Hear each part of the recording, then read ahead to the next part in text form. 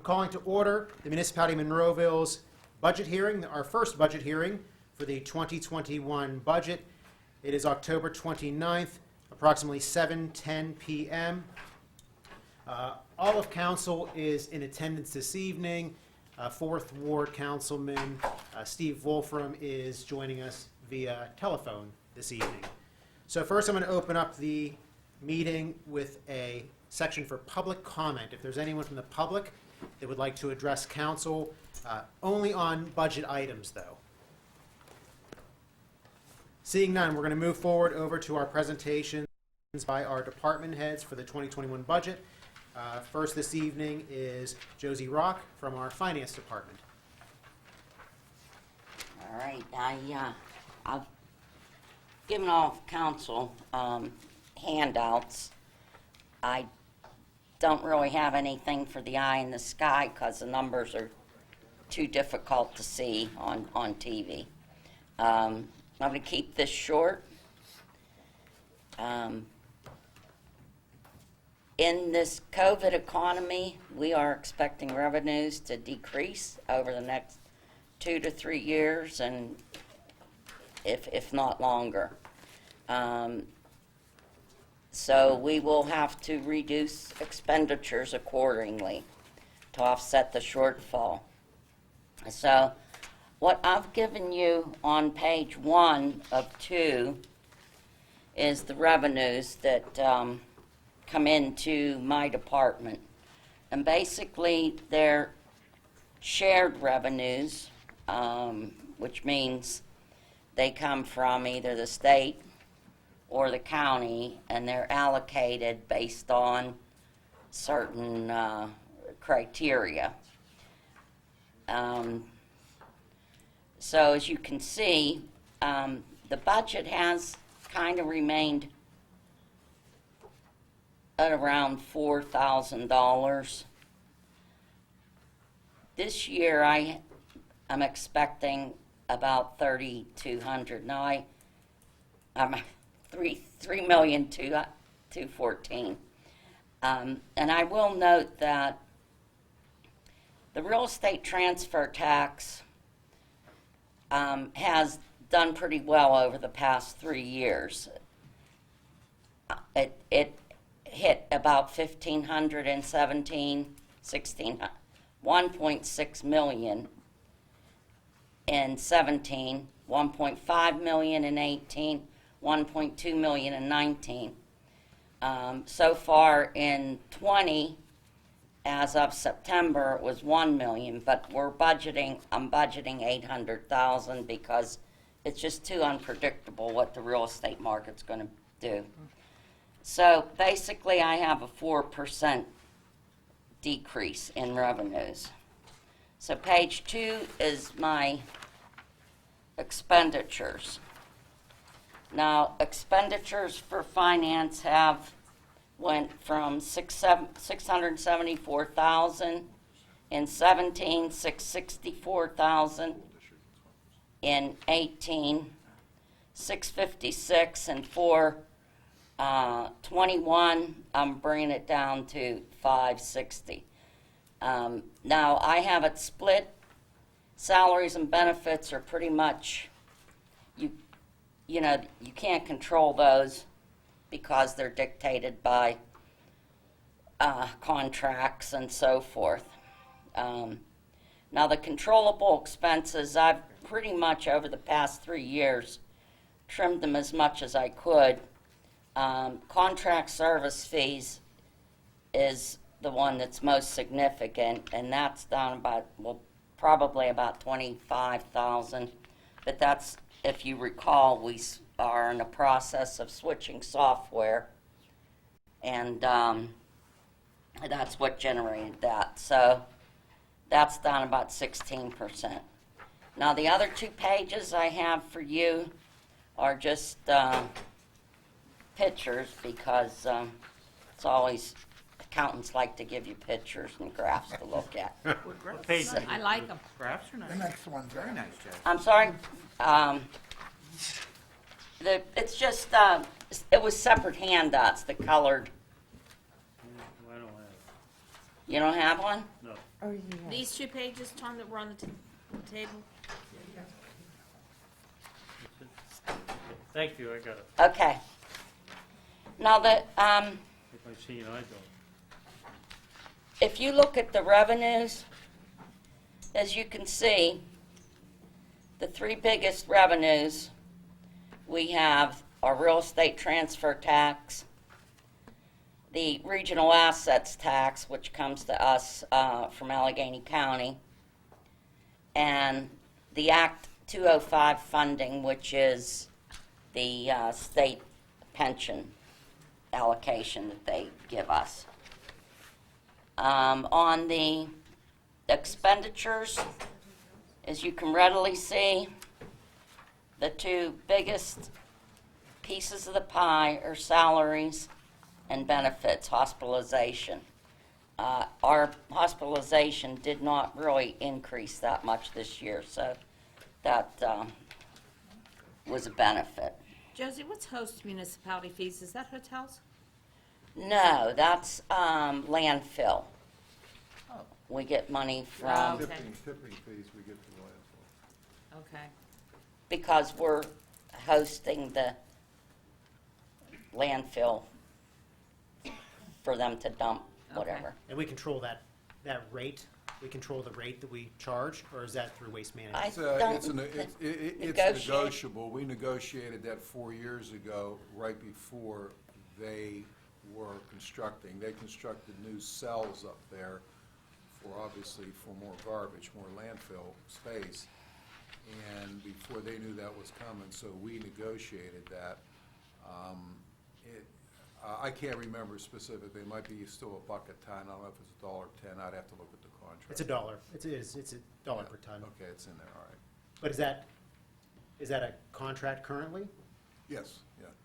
Do we know how long that, I don't know. I'd have to. Let's maybe look into that. I'd have to take a look at that, yeah. That was several years ago, It's wasn't been it? a Was it 15, I think? Yeah, something like So that. that Fifteen. it could be 5 years already? Yeah, well, So I would maybe- think, yeah, we're in the fifth It's the year. time to look at it then. I don't know how long it is, but I'll have to, I could take a look, I can pull Okay. it up. Okay, Thanks. if, I don't have anything, if anybody has questions. Just for the sake of the public, if you're looking in the budget book, it's on page 26 and 27, what Ms. Rock is speaking of. Another comment too, in the public, you may be, well, what about real estate tax? And well, that's from the tax office, and they'll be giving their presentation tonight also. So if I'm not mistaken, they're on the agenda. they are. Yes, they are. Yeah. So, Any other questions for Josie? All right. Very good. Thank you. Good job. Sure. Yes. Thanks, Josie. Thanks. Next, we're going to have Tara Griesok from the Senior Citizen Center.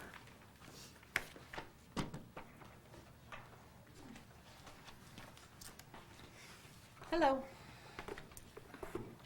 So, I snuck up there for you a little packet, while you guys were in the back. Where? Oh, It's the newsletter, and then inside that, you'll see in the middle, some additional paperwork. Do you not get one? No, unless it's in here. No, I stuck it on, I was it's here. We have an It's in extra this little Okay, packet. yeah, I don't have that. I'm positive. Here's what I have. I was wondering why I had enough. Yeah, we That's must what- have got Be this fine. draft. Thank you. So, you can see I gave you the fall newsletter. That's the first newsletter, unfortunately, that we've done since March. well, Yeah, it's been a tough year for the senior center, as well as all senior centers across the country. We've all kind of had to learn how to adapt and how we serve our seniors. The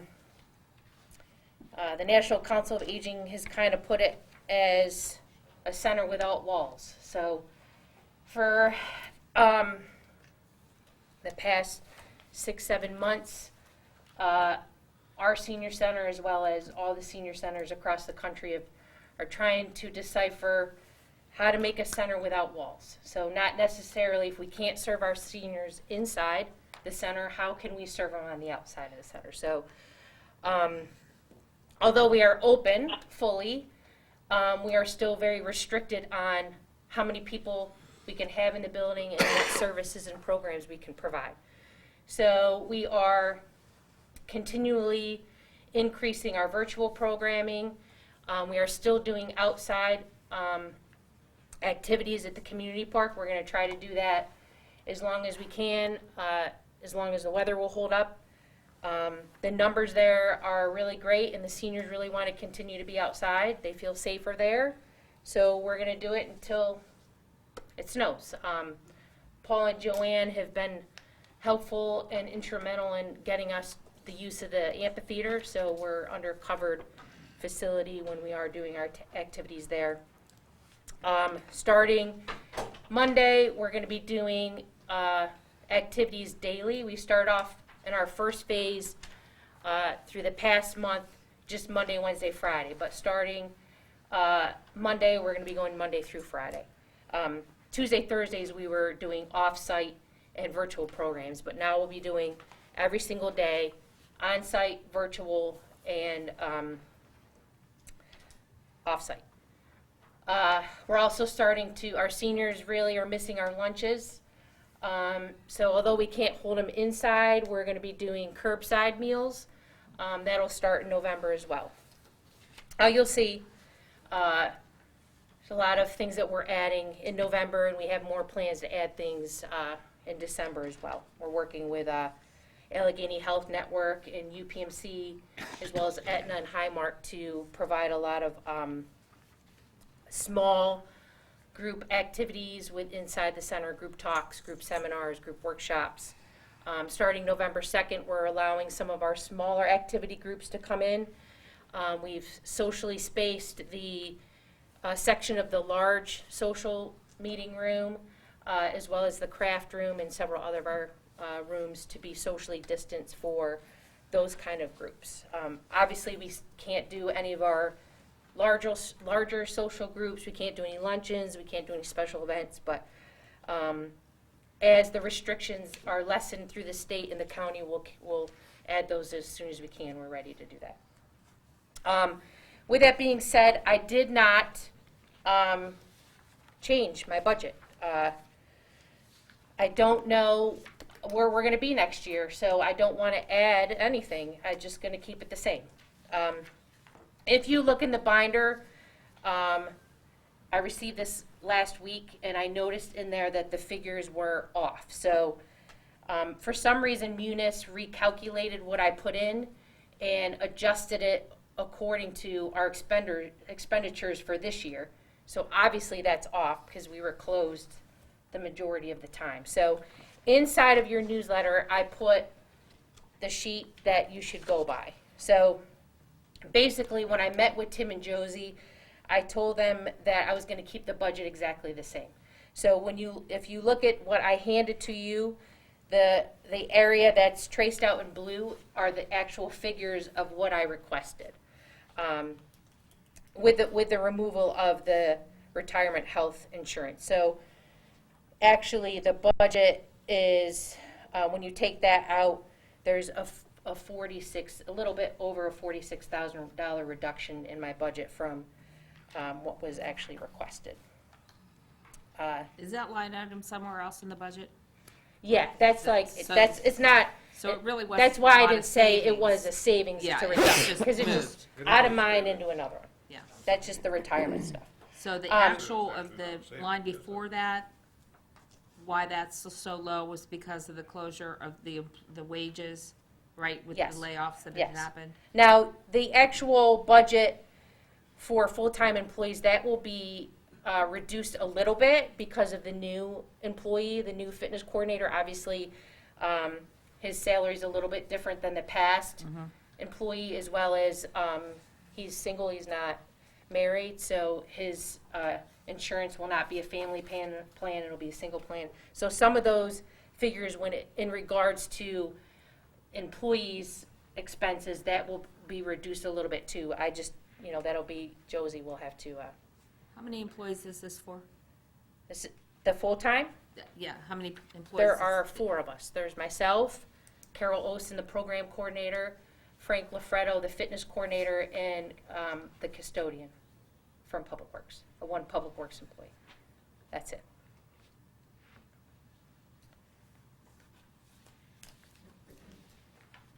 Any other questions for Tara at this time?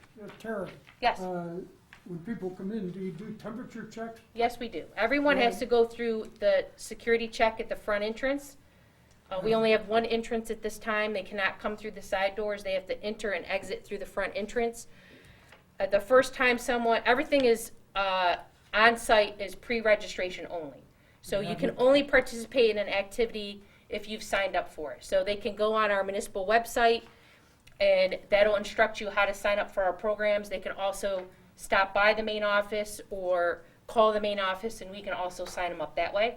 But there are no walk-ins. They all have to pre-register. When they come through the front door, the first time they visit, there is a 3-page packet that they have to fill out, which has a health assessment on it, a waiver, and a release. Temperatures are given. Every time after that, a staff person will re-ask them the question, sign off that they did, and they'll get a temperature check. So, Have you had to turn anybody away No. at this point? nope. Everybody's being very receptive to the changes, very precautionary.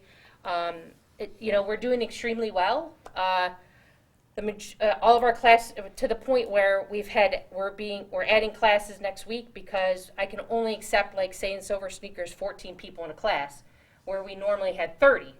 So those classes are repeatedly every day filling up. The fitness center, I can only have 6 people in there at a time. We have 4 sessions daily, and those are filling up as well. So we'll continue to add to that as time goes on. The problem is we have to have 30 minutes in between each session to clean and sanitize per COVID guidelines. So that's why people are like, why do you only have 4 sessions? Because we have so much cleaning and sanitation requirements that we have to do when the first set leaves and the second set comes in. And that'll be the case, until the state and the county, some of that obviously we'll still keep, but the seniors have been really great about it. Today, one thing I know Tom and Tim knows, because we booed them too. One of the things that we did this week, because we wanted to reach some of our seniors that we haven't seen in a very long time. So obviously we couldn't reach everybody, but we went this week in the senior center bus, the staff and myself, and we knocked on 80 seniors' doors and had trick-or-treat buckets for them.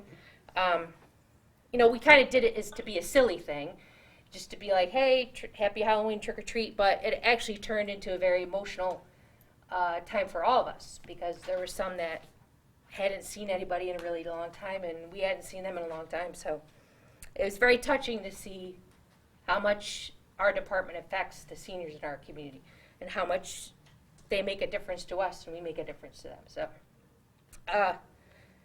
it's difficult, and we're trying to get through it. So hopefully it won't be too much longer, and we can get back to the vibrant center that we were. What was that treat called, Boo? To boo your neighbor. Like, what it is it's a tradition where neighbors boo each other. Like, some booze each other, with, beer or That's whatnot. grown We didn't want to do that for our seniors, but So you reminded my wife today that she's a senior citizen by yes, we doing did. it? Yes, we did. Oh, not you. Well, we knew we were You're driving bad in your at neighborhood, and we couldn't just drive by your house and not. Yeah, I'm a senior citizen not knock on. too, But it was very nice to see. Obviously we knocked on the door and kind of stayed back at the bus to see which ones would answer. So it was nice to see when they opened the door and saw that we were all there, dressed up in our Halloween costumes, to see their It was reaction cute. to The it. pictures were good. I shared on Yeah. quite a few pages. Thank you. And there was a lot of compliments from Yeah. a lot of the people. So on Santa, the we pages. figured it was such very well receptive that we're going to get Santa to help us out in a couple of weeks to get some of the people The we mask part was easy. didn't reach. Huh? The mask part was easy. It was. Yeah. All Thanks. messed up. Any other questions for Tara? Just a quick one. You're Uh-huh. not open full-time, right? The center itself is not open full-time. We are yet. open right now from 9 to 2, Monday through Friday. Okay. We plan on, in December, opening till 3, and then going from there. I don't plan on doing the evenings, obviously, one, because of all the restrictions with cleaning, all the extensive cleaning we do when the facility closes at the end of the day, and then what the custodian does when he returns in the morning. It's just very difficult to do all that cleaning and be open till 8 o'clock at night. The other thing is I'm trying, I'm looking at the budget, and I obviously see there's restrictions throughout the whole municipality, and I just feel right now it's best to wait. The winter's coming, the bad weather's coming, all those three factors, I don't foresee going past 4:30 until probably the weather breaks in the spring and we know a little bit more about where we're gonna be with COVID and the budget and all that kind of stuff. Yeah, speaking of COVID, do you see just in the last 2 weeks Yes. a decrease of attendance? No. I mean, I actually, that newsletter just came out Friday, and we had to increase the classes because people are waiting, they're on waiting lists trying to get in. So one thing that we also had to do was, you don't want to do it, but we had to, a lot of people some people were signing up and not showing up, or not calling to cancel. So I had to instill a fee for it. So you get a warning the first time there's a no-show, and after that it's $5. It's just to be, to have some accountability for your reservation Same with and some your respect locker. for the people that are waiting. Because for some of the classes, you might have 12, 15 people waiting to get in. And there's only so much time in the day, and space that we can do it right now. So, I mean, every fitness facility, obviously we're the only senior center right now in Allegheny County that's open. So, the other thing is a lot of people are calling and asking if they can come. And because we're so restricted on how many people can come in, we're only currently taking members that are current members of the center. Eventually, when, obviously Governor Wolf eased up a little bit a couple weeks ago, but until that's drastically changed, we have to serve the people that were current members. Eventually, then we'll open it up to Monroeville residents and so forth.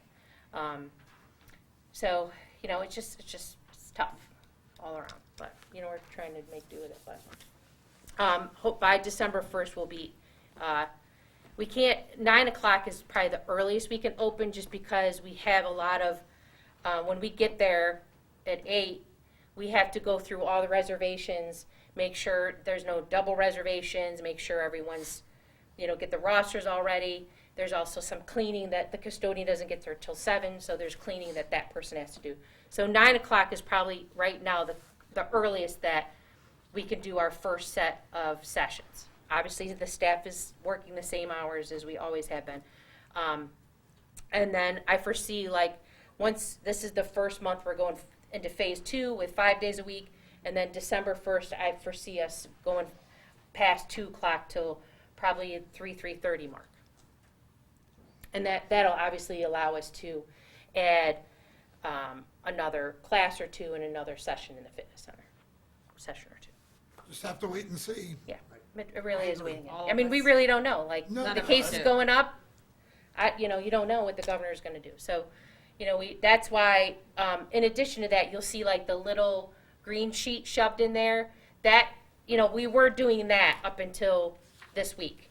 We were changing it weekly, and then we were like, okay, well, we kind of know what we're doing. We can do it monthly, but that still goes out weekly, and the people that come on a regular basis know that at any given time, regardless on what the state or county does, it could change. So, they're all pretty aware that they have to kind of keep an eye out on those kind of calls.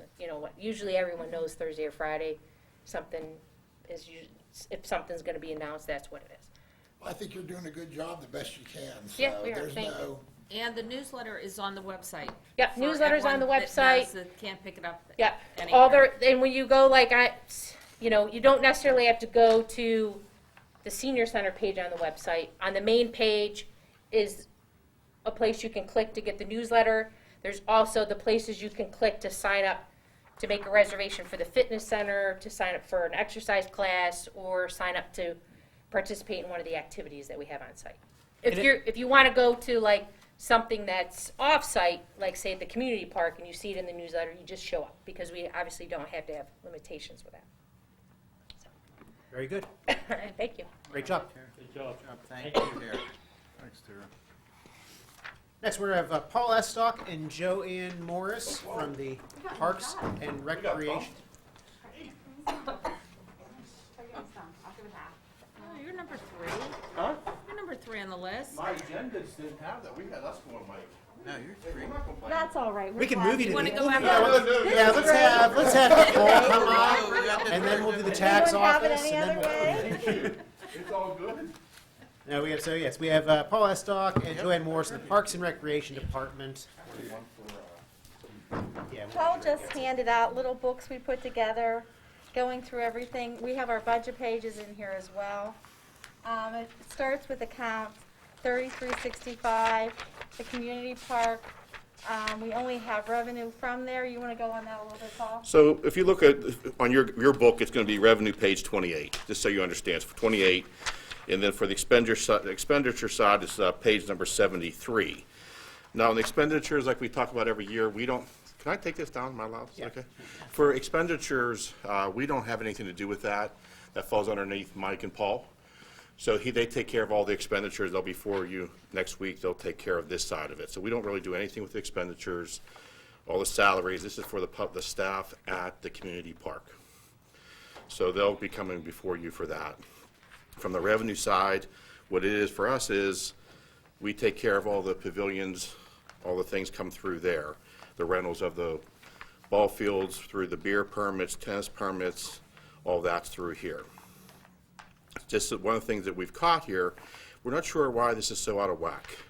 If you see refunds are 33,540 and then our pavilion rentals are 29,191, we're not really sure why. We just seen that at 4:30 today. Joanne and I were sitting down talking. So we're gonna get together with Josie and if we can report back to you, because that's really out of whack. Where is that, Paul? So if you look at 2020 actual under the revenue side, you know, we It's on page, it's inside this book. yeah. No, Right I'm on the on on the page community- 28, I'm sorry. Or 73 in your, Oh, are you referring to this book? Is it Yes, here? sir, but also Right. too, in your actual book, it's on page 28, so it's on the actual Yeah, budget this book. is just a copy of page 20. Exactly. Yeah, okay. Exactly. What revenue are you, who's he talking about? I thought he Under refunds, under community park, the very first line, Oh, okay. where it says actual 2020.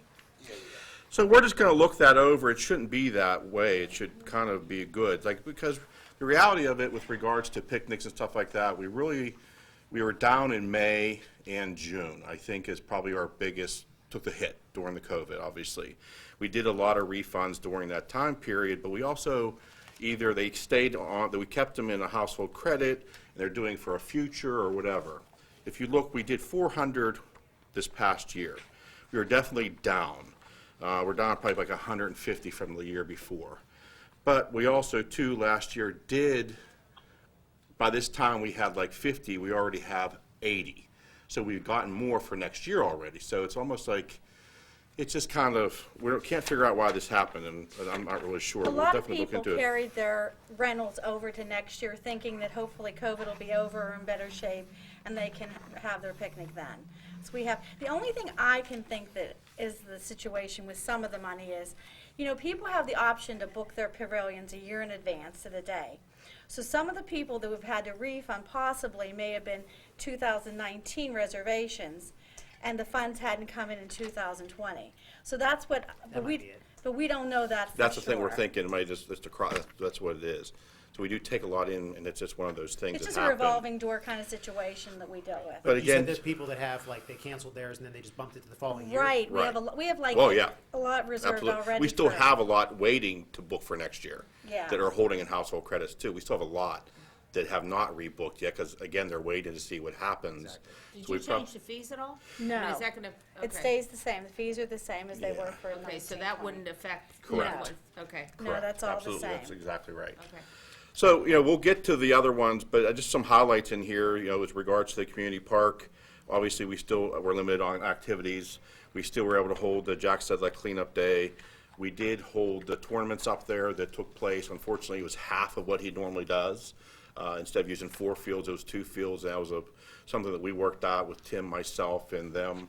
just to keep the COVID thing in play, which you guys, a lot of you are aware. We did pick up a one here 2 weeks ago that went tremendous, and they were, I don't know if you heard back from them, but it was wonderful. And so that income on that is going to be $9,875 for the year, for that this year. Now, that's probably about half of what we normally would get because of, again, Matt only did half of the fields.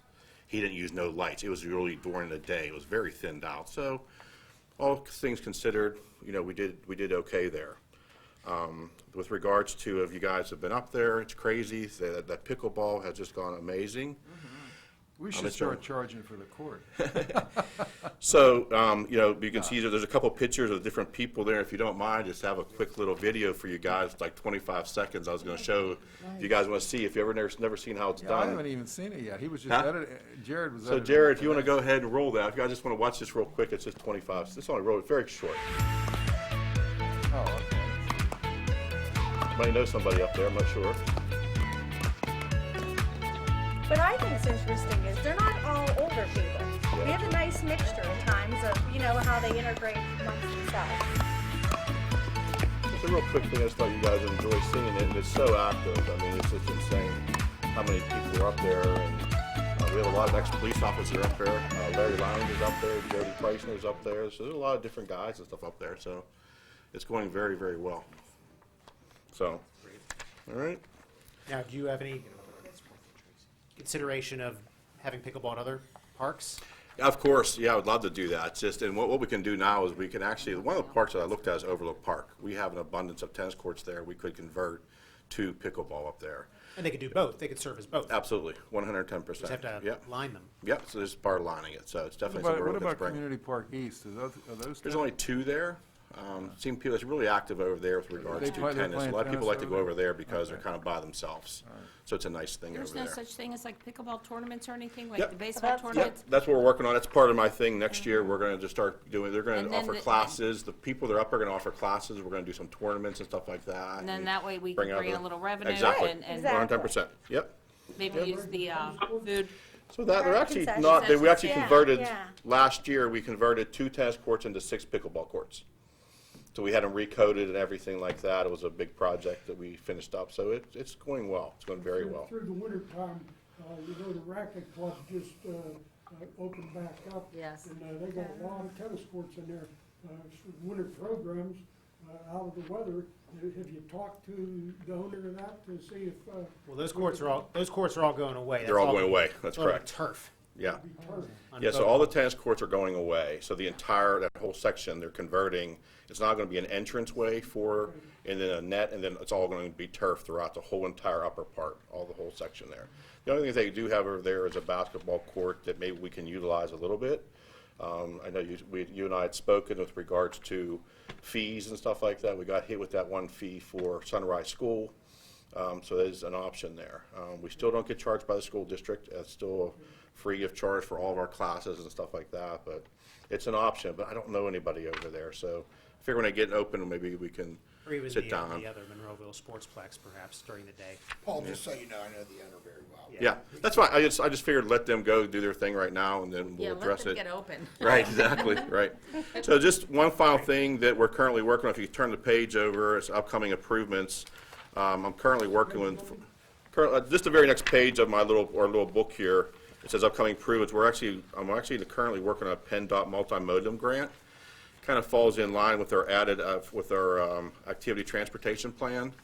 I got together with Paul Wielden. Paul went ahead and put some numbers together and trying to put sidewalks from the Gateway campus, which is the senior center, library, and all the schools up there, having a safe way for people to travel from that area all the way out to the community park. So Paul actually put this together. The estimate to do this is around $60,000. We have a 15% match, and our cost would be $9,000. So I'm currently working on that grant right now that's due in 2 weeks. Tim kind of put me on this, and Paul was wonderful in helping us. There's just a couple pictures I want to show you. The idea of what we're trying to do is that bottom one is going into the community park. And again, there are a lot of sections along there that do have sidewalks. We're just trying to fill the gaps. Exactly. You know what I mean? So I think it's a great opportunity to do it.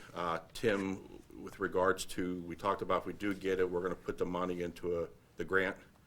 You had mentioned about we're going to put it in a different area. Yeah. So the ability to do that. So we're looking forward to it. So hopefully it's something we can get going. Yeah, that section was identified during all of our meetings, and it really makes sense to connect the school district, the library, senior center, and to our community park. I mean, that's really Yeah. the crown jewel of the rec department is the community park, so to have safe access to it would be great. So then with regards to 4,500, we can go through the highlights real quick, Joanne, Well, and then we can do basically, is. Paul mentioned we already have like 400, we had like 400 facilities rented this year, a number rented for next year already. Sure, COVID cut into things, but it's not that people don't want to rent things. It's just a matter of the stipulations of how many people that they know is safe to have in the pavilions and things. So people, they're waiting for us as soon as we can be available for them to meet their needs. So I do think as long as COVID calms down slightly, we'll continue to have this on a constant basis of people who want to use our facilities. The rec brochures being sent out quarterly, the winter one's coming out right around Thanksgiving time. The last 2 or 3 issues I have done less pages because just the way things are falling with COVID, I did not have aquatics. I will be offering aquatics again in January, but it's going to be a very limited scaled back course. No preschool kids, just the older kids, aqua size, things like that. I've worked with the school. There's a lot of stipulations have been put in place. Parents are basically going to need to drop their children off at the foyer, be met by the instructors who are going to ask them some questions. Then the children are going to come inside with masks on until they get in the pools. Instructors are going to wear face shields as they give lessons as well. And there's going to be like a half an hour time between each group. I don't know how well it's going to be received because parents are not going to be allowed in there to help their children, watch their children anywhere they don't want them. They're not going to be able to help them change. I've suggested they come in their suits anyhow under their clothes. But I do feel it's important to offer it as long as the school is giving us the opportunity. And people are really looking for things for their kids to do. So this is a good chance to be able to do that with them. So, but I'm taking every precaution because it's just not worth it. But like I said, the brochure is coming out. I did cut back on the pages on it because there was no need to have more pages. I have included, though, the library. I've let them be advertising a little bit, the senior center, trying to give more people an opportunity to know these other services are out there as well. And also, too, just a quick highlight, the Westmoreland Heritage Trail has been amazing for us. I mean, a big thank you to Paul and the staff, and everything they do along the trail has been amazing. There's never a time you don't go down there, it's not busy, so it's been wonderful for us. But a lot of you are aware, we did have a grant for Evergreen Park. Evergreen Park is now complete. We did a lot of things over there. Paul, Mike, Mike was a hound dog over there, with Kevin and Todd and the crew and over there, just did an amazing job. We did a lot of things, not only with the playground, we had a lot of the bathrooms upgraded, we had benches upgraded, the courts, a lot of things were done.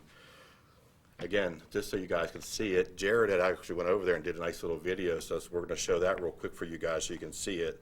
But I can't thank enough what Mike and the crew and the guys did over there. It's just absolutely incredible. So They did a really nice job. It Yeah. is nice. Really nice job. Very nice. very nice, yeah, so go ahead. Jared, you have that. Yeah, it's pretty cool. Show and tell. This is Jared's big video.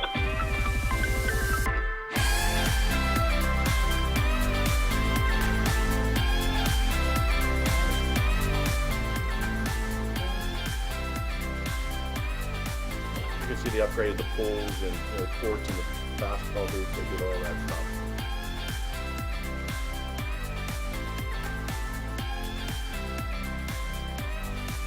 They put new fascia on the front of that there. So that was Jared's little video there. He did that whole Very thing. nice. Good job, So I Jared. thought he did a great job. So I thought it was pretty cool. So, but again, I think that goes in what it is kind of Mike found money and just kind of pulled it around and really helped enhance that over and above what would really need to be done with the playgrounds. So I know that Mike's probably going to come in front of you guys next week and talk a little bit, trying to find some money to do that to other parks that need upgrades. We need to get them, some different things Well, done. tell the people what you did with some of the equipment that was still Yeah, so what Mike was able to do is salvage actually some of the structures that were actually still in pretty good shape. And what we did is we took them, and we have a park over in Garden City that what we've done is it just has this old equipment that we've all played on and had a great time on. It was just so dilapidated and bad, so what we're doing there is we're actually ripping that out. Mike's going to get the crew to go over and transplant this equipment we took from Evergreen, the stuff we were able to salvage, and put it over there. So we're reusing it. Yeah, we're rehelping another Yeah. playground to Yeah, upgrade and it's it. just, and it's gonna really help that over there, because, again, it has one of those the ones that where you hang on for dear life and it spins like crazy, you Those are fall fun, off. They were so much They fun. were fun They were back then. fun, but, Yeah. you know, Dangerous. nowadays, they're just not so fun, so. But staying within 4,500, again, just looking at expenditures, if you look at that, we really did not increase anything within our budget. But what did get increased, obviously, is the salaries, your insurance, and different things like that. So the adjustment from 319 to 349, we kept everything pretty much the same. We didn't change anything. We did show an increase for the brochure and the postage, Yeah, but I which is- don't foresee that. It's just something we put in. So we really just kept it the same there. You're just seeing the increase with like the OPEB, the contribution and stuff like that is where that came from. And we don't have any expenditure, we have no revenue in there, so we have no revenue there at Now, all. on that line, the 2503, the telephone, it was 0 last year. Yeah, it looks like it's, again, actual to date's 2408, so it wasn't, it was a 0 in there. I think it was just an error. That's a glitch, okay. Just a I think there's glitch, some just Unix saying. glitches, okay. But that's, that would be, like I said, finance that put that 4,080, that's their anticipation Okay. of it, so. Account 4600, the amphitheater. It remained dark this year because of COVID, of course. Thankfully, UPMC East, who generously sponsored this for $10,000, has agreed to let us keep the $10,000 that we can transfer from this year's budget into next year's budget, which will cover the fees of all my performers who I was supposed to have this year, who are already secured for next year. So we're all set for the concert series. It's going to happen as long as COVID lets it. So that's, a good thing. We did install 8 more benches, at the lower level there. I had purchased those at the end of 2019's money, and we installed them early in 2020 before the ceiling fell out of the world. So we do have those in now. So we have now about seating for at least 100 and some people that can sit up close and personal, and that's really well received. For like the Shakespeare in the park, they love it. The Jazz Festival loves it. A lot of people that really want to almost be on the stage with the performers. So that's a nice thing to have. Some things looking forward if things get better. We do need to replace the subwoofer, the real big one in the middle. It had some damage. It's no longer usable. I've had the company come in and investigate it. They say it needs to replace. It's about $2,500. Tim said, hold your horses, Joanne, right now we're in COVID. So somewhere down the line, I would like to get that replaced because right now that's not usable. We do have other speakers, but that's an important one to have when we can have it.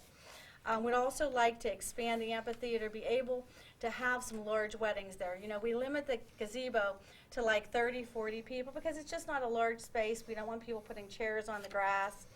So we have people, we've had few already that want to have large weddings, that have had them at the amphitheater. You can get 100 or so people. So I'd like to be able to expand that, when the money is there for us to do. Under there also too is this year, going into next, it's been so wonderful this year to have a rec board that really enjoys it. They've been wonderful to great. us, they've been great.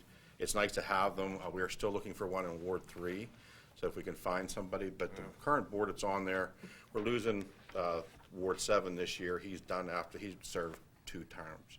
So Dan's done, so we're gonna need somebody there. But we can't stress how wonderful they've been. So with that being said, again, we take all these things to them first. Tim was at our last meeting, we did through Zoom, and one of the things we did bring up that's been sitting on the back burner that everybody felt like we could do is enhancing the community park over at Monroe Park East. If you're aware, we currently have a 9-hole disc golf course over there.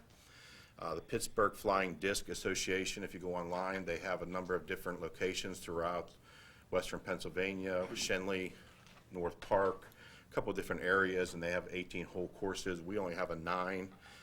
Flying Disc came to us and asked if it would be possible to expand to 18 holes. They did put a budget together for us. They are going to provide volunteers. They're going to provide all new baskets, flags. There are some parts on our side that we need to do as far as providing some material, some work and stuff like that Mike is willing to go ahead and do on our downtime. Winter months seems to be the most time to do that, to cut some trees down, do some clearing and stuff like that. So we're putting that together, and currently, if you look at the map, again, it's 9 holes currently, and it's hard for me to show you where the 9s are, but it's going to expand to 18. If you're familiar, this is coming in off at the bottom, it's coming in off of Tilbrook down through the park, and it just kind of encompasses the entire outside of the park. So it's something we're pretty excited about. Cost-wise, we're still working on the budget. I will let you guys know what the budget's going to be for it. But the Flying Disc is willing to put in around $15,000 to help us do this. Yeah, they'd be providing with the baskets would probably the This biggest very large, expense yeah. in there. Yeah, they designed the whole thing. They went ahead and did it. Go So ahead. are they moving any of the current 9? Correct. So some of them So will be just moved. reshuffling Yep, all yep, that, it's okay. reshuffling, correct. But it's pretty exciting. We are looking to actually put concrete pads in. So actually pads where they can throw off of. So all that's going to be built into this. We would need to provide like the 2A or 2B stone. Mike said, again, we have it stockpiled. We can do that. There's some concrete involved. But again, they're willing to supply a lot of the volunteers to help install a lot of these things, and working together side by side with Mike and the crew, hopefully we can get this done. So It's a lot of fun. yeah, so I'm have a looking forward video? to it. Do you have a video of that? Sorry, not that I mean, one. I'm trying, but I knew you were going to ask. I actually do, Once but the I'm 18 not holes going are to. done, maybe that. That's okay. Yeah, after the 18th done, we need a video. That's Carry okay. on the clock. Sorry, I just think a visual sometimes nice to see. That's why I did that. No, So, those were great. you know, so sometimes you just don't get out to those parks. You don't know what, so. Yeah. So special events, go ahead, Joanne. We had, even though nobody can go out and do anything, I'm still trying to keep things for families to do. So we had an Arbor Day contest, coloring kids how they appreciate trees. The Jack Sedlak Cleanup Day went off. It didn't go off on April 25th, but on August 29th. Joe did a wonderful job with it. He still got 225 people. I was really impressed because, you always think people go and do this because of the picnic. But no, we still got 225 people, knowing there was no picnic afterwards, that volunteered their time and participated. So kudos to him and the whole activity. He did have prizes that he had gathered. So the people that participated, he put their names in, and there was drawings, and different people won prizes as well. So it was very nice. And that picture, just so everyone knows, that's Jay Sedlak's group there on Old William. Yes. Jay's Yes, with it us is. behind the camera tonight, and he always brings a big crew, and they Yes. pull a lot of garbage off of that road. So. They go where places people don't want to go. They go down They in. really do. We also had this year a delightfully creepy book walk in cooperation with the library. What happened is they picked a book. It was called, Creepy Carrots. And they put a page on each political sign, basically. And it went along the trail behind the gazebo. And we had our Halloween decorations. And it was a very socially distanced, leisurely activity for families, at their pleasure time to walk down and read the book. Very well received. We've only heard good things about it. I appreciate Nicole and her whole crew for all the work that they put into it, because the families really enjoyed it. It was something different since we couldn't have our big Halloween event. But with that said, I didn't let Halloween go that easy. In the fall book, I had a coloring page for children. They could either send it in, or parents could take a picture, email it to me. We had, you'll see on the page here, a whole wall full of people that participated. So we're going to be awarding prizes for 4 and under, and then 5 to 7, I think it is, and 5 to 8. And that's going to be announced tomorrow on Facebook, and they're going to all get a prize for that. Last Saturday, the 24th, we had no tricks, just treats. It was at the gazebo, Paul and myself. We just had people drive up, take the bags. We wanted social distancing, nobody interfacing. We were surprised and pleased by the kids that came in costumes. You'll see I got some pictures of some of them. I mean, parents kind of lived for this opportunity to have these kids out there doing something. You know, because you know, my kids are all grown up, but I can only imagine what it's like trying to find activities for your children. So it was very successful, and we had a heck of a good time with it. I also had my pet costume, which every year we get some entries, and you'll see those on the page, and they're going to be awarded as well tomorrow, who the winner of that is. So look on Facebook, and you'll see our favorites. With all that said, I still got a heck of a lot going on before the end of the year. I have the annual gingerbread contest. It's usually held at number 4 Fire Hall with Snacks with Santa, which will not happen. So this year, I'm bringing it to the municipal building. We're going to set out tables in the hall. The gingerbread houses can be displayed, and then we'll award a prize for children as well as adults. That way, people that do come to the building can enjoy the holidays in the houses a little more. Once again, Santa has said he will collect letters in our office as well as the library, that as long as they include their name and their address, Santa will answer those letters. We also have our holiday light-up night with people. They put their lights on in their homes on the 13th of December. The rec board drives around to their ward, picks a winner. Then the following day, a grand prize winner will be chosen of those 7 wards to get a larger prize. So we want to remind residents that's still happening. Due to the success of the Halloween book walk, we're having a Santa book walk now. So same concept as what we did for October here. The library is going to have another book. We're going to have some candy canes along the trail. And it gives people another opportunity to get out into the parks. Santa Stop and Go is going to be, Santa's going to be at the gazebo with his elves on December 5th. Santa's going to be waving Okay. to, that's how I pointed out. Yeah, those green shoes with a little curl up thing. So Okay. we're going to be handing bags out again to cars that come by, and Santa will wave, but it'll all be social distance, no kind of up close and personal. And last but not least, we're going to have Stories with Santa. Santa has agreed to come to the municipal building, and he's going to record 3 different stories. And then I'm going to work with Jared as far as having them on TV 15 various times throughout the month, as well as I'm going to have them on Facebook, so that Santa's going to be available at any time to share some stories with our youngest residents. So to move forward quickly is the expenditures. This is probably a good news. I'm not really sure why the wage and salaries for this went up to 39. Josie and Tim, it can stay at 25,000. We don't need it to go up to 39. This is only being used for amphitheater, for program, so we don't need it to go up. If you can see in the past here, we really haven't used as much. So they can go back to 25,000, which would basically keep our budget the same for 4,600. I have a question for you. You say you need a subwoofer Yes. at the park, and it's $2,500. Yes. Have you ever gone around to Monroeville business people in lieu of advertisement to donate such items? No, we haven't. I never even thought about that. Not quite sure how you approach them for that. Just the Guitar But- Center would be a location to go. Yeah. The Guitar Center would be a place to try and see if they would do it. And I don't know if it's something specialized either. I don't know enough of that kind of stuff. But it's something to definitely look into. And to be very honest, $2,500 is way out of control for a sub. What is it? No, it's that one, if you look at the The front, real it's I know big which one one in you're the middle. talking probably about. as big as me. That's big. Yeah, Right? yeah. So, but it's sitting up there. Yes, I do. It's an it ought to be an outdoor one. It's an all. Yeah. It's an outdoor, all Yeah. weather, sitting, it's the Right. center Not one that on the much. amphitheater. Yeah. It's very I think large. it's cheap. I didn't think That's it was what, an that, but I don't 18-inch?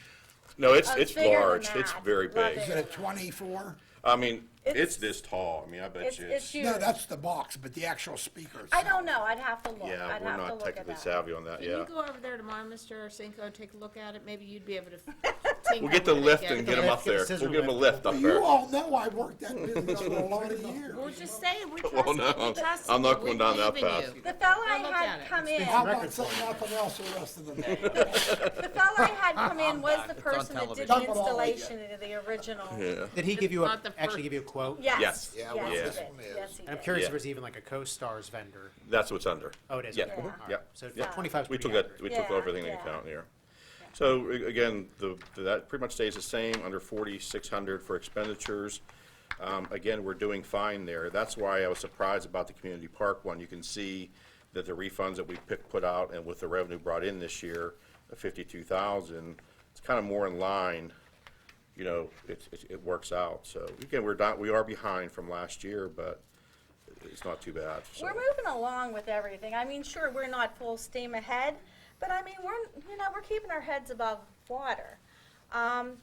In account 4,700 learning leisure classes, again, most things had to be moved outside, you know, up until now anyhow.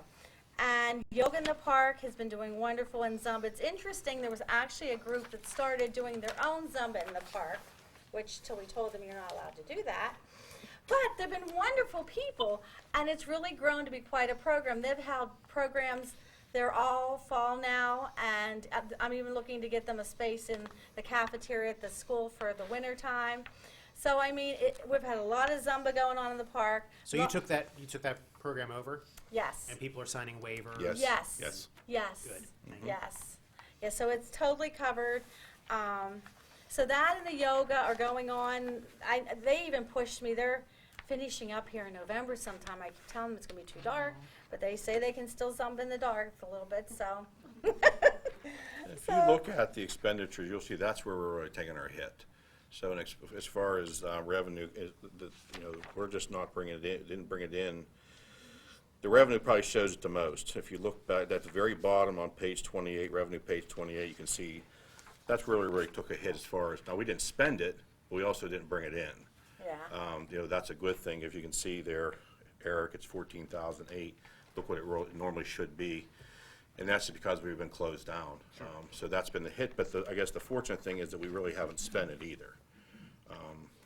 We've kept our expenditures down.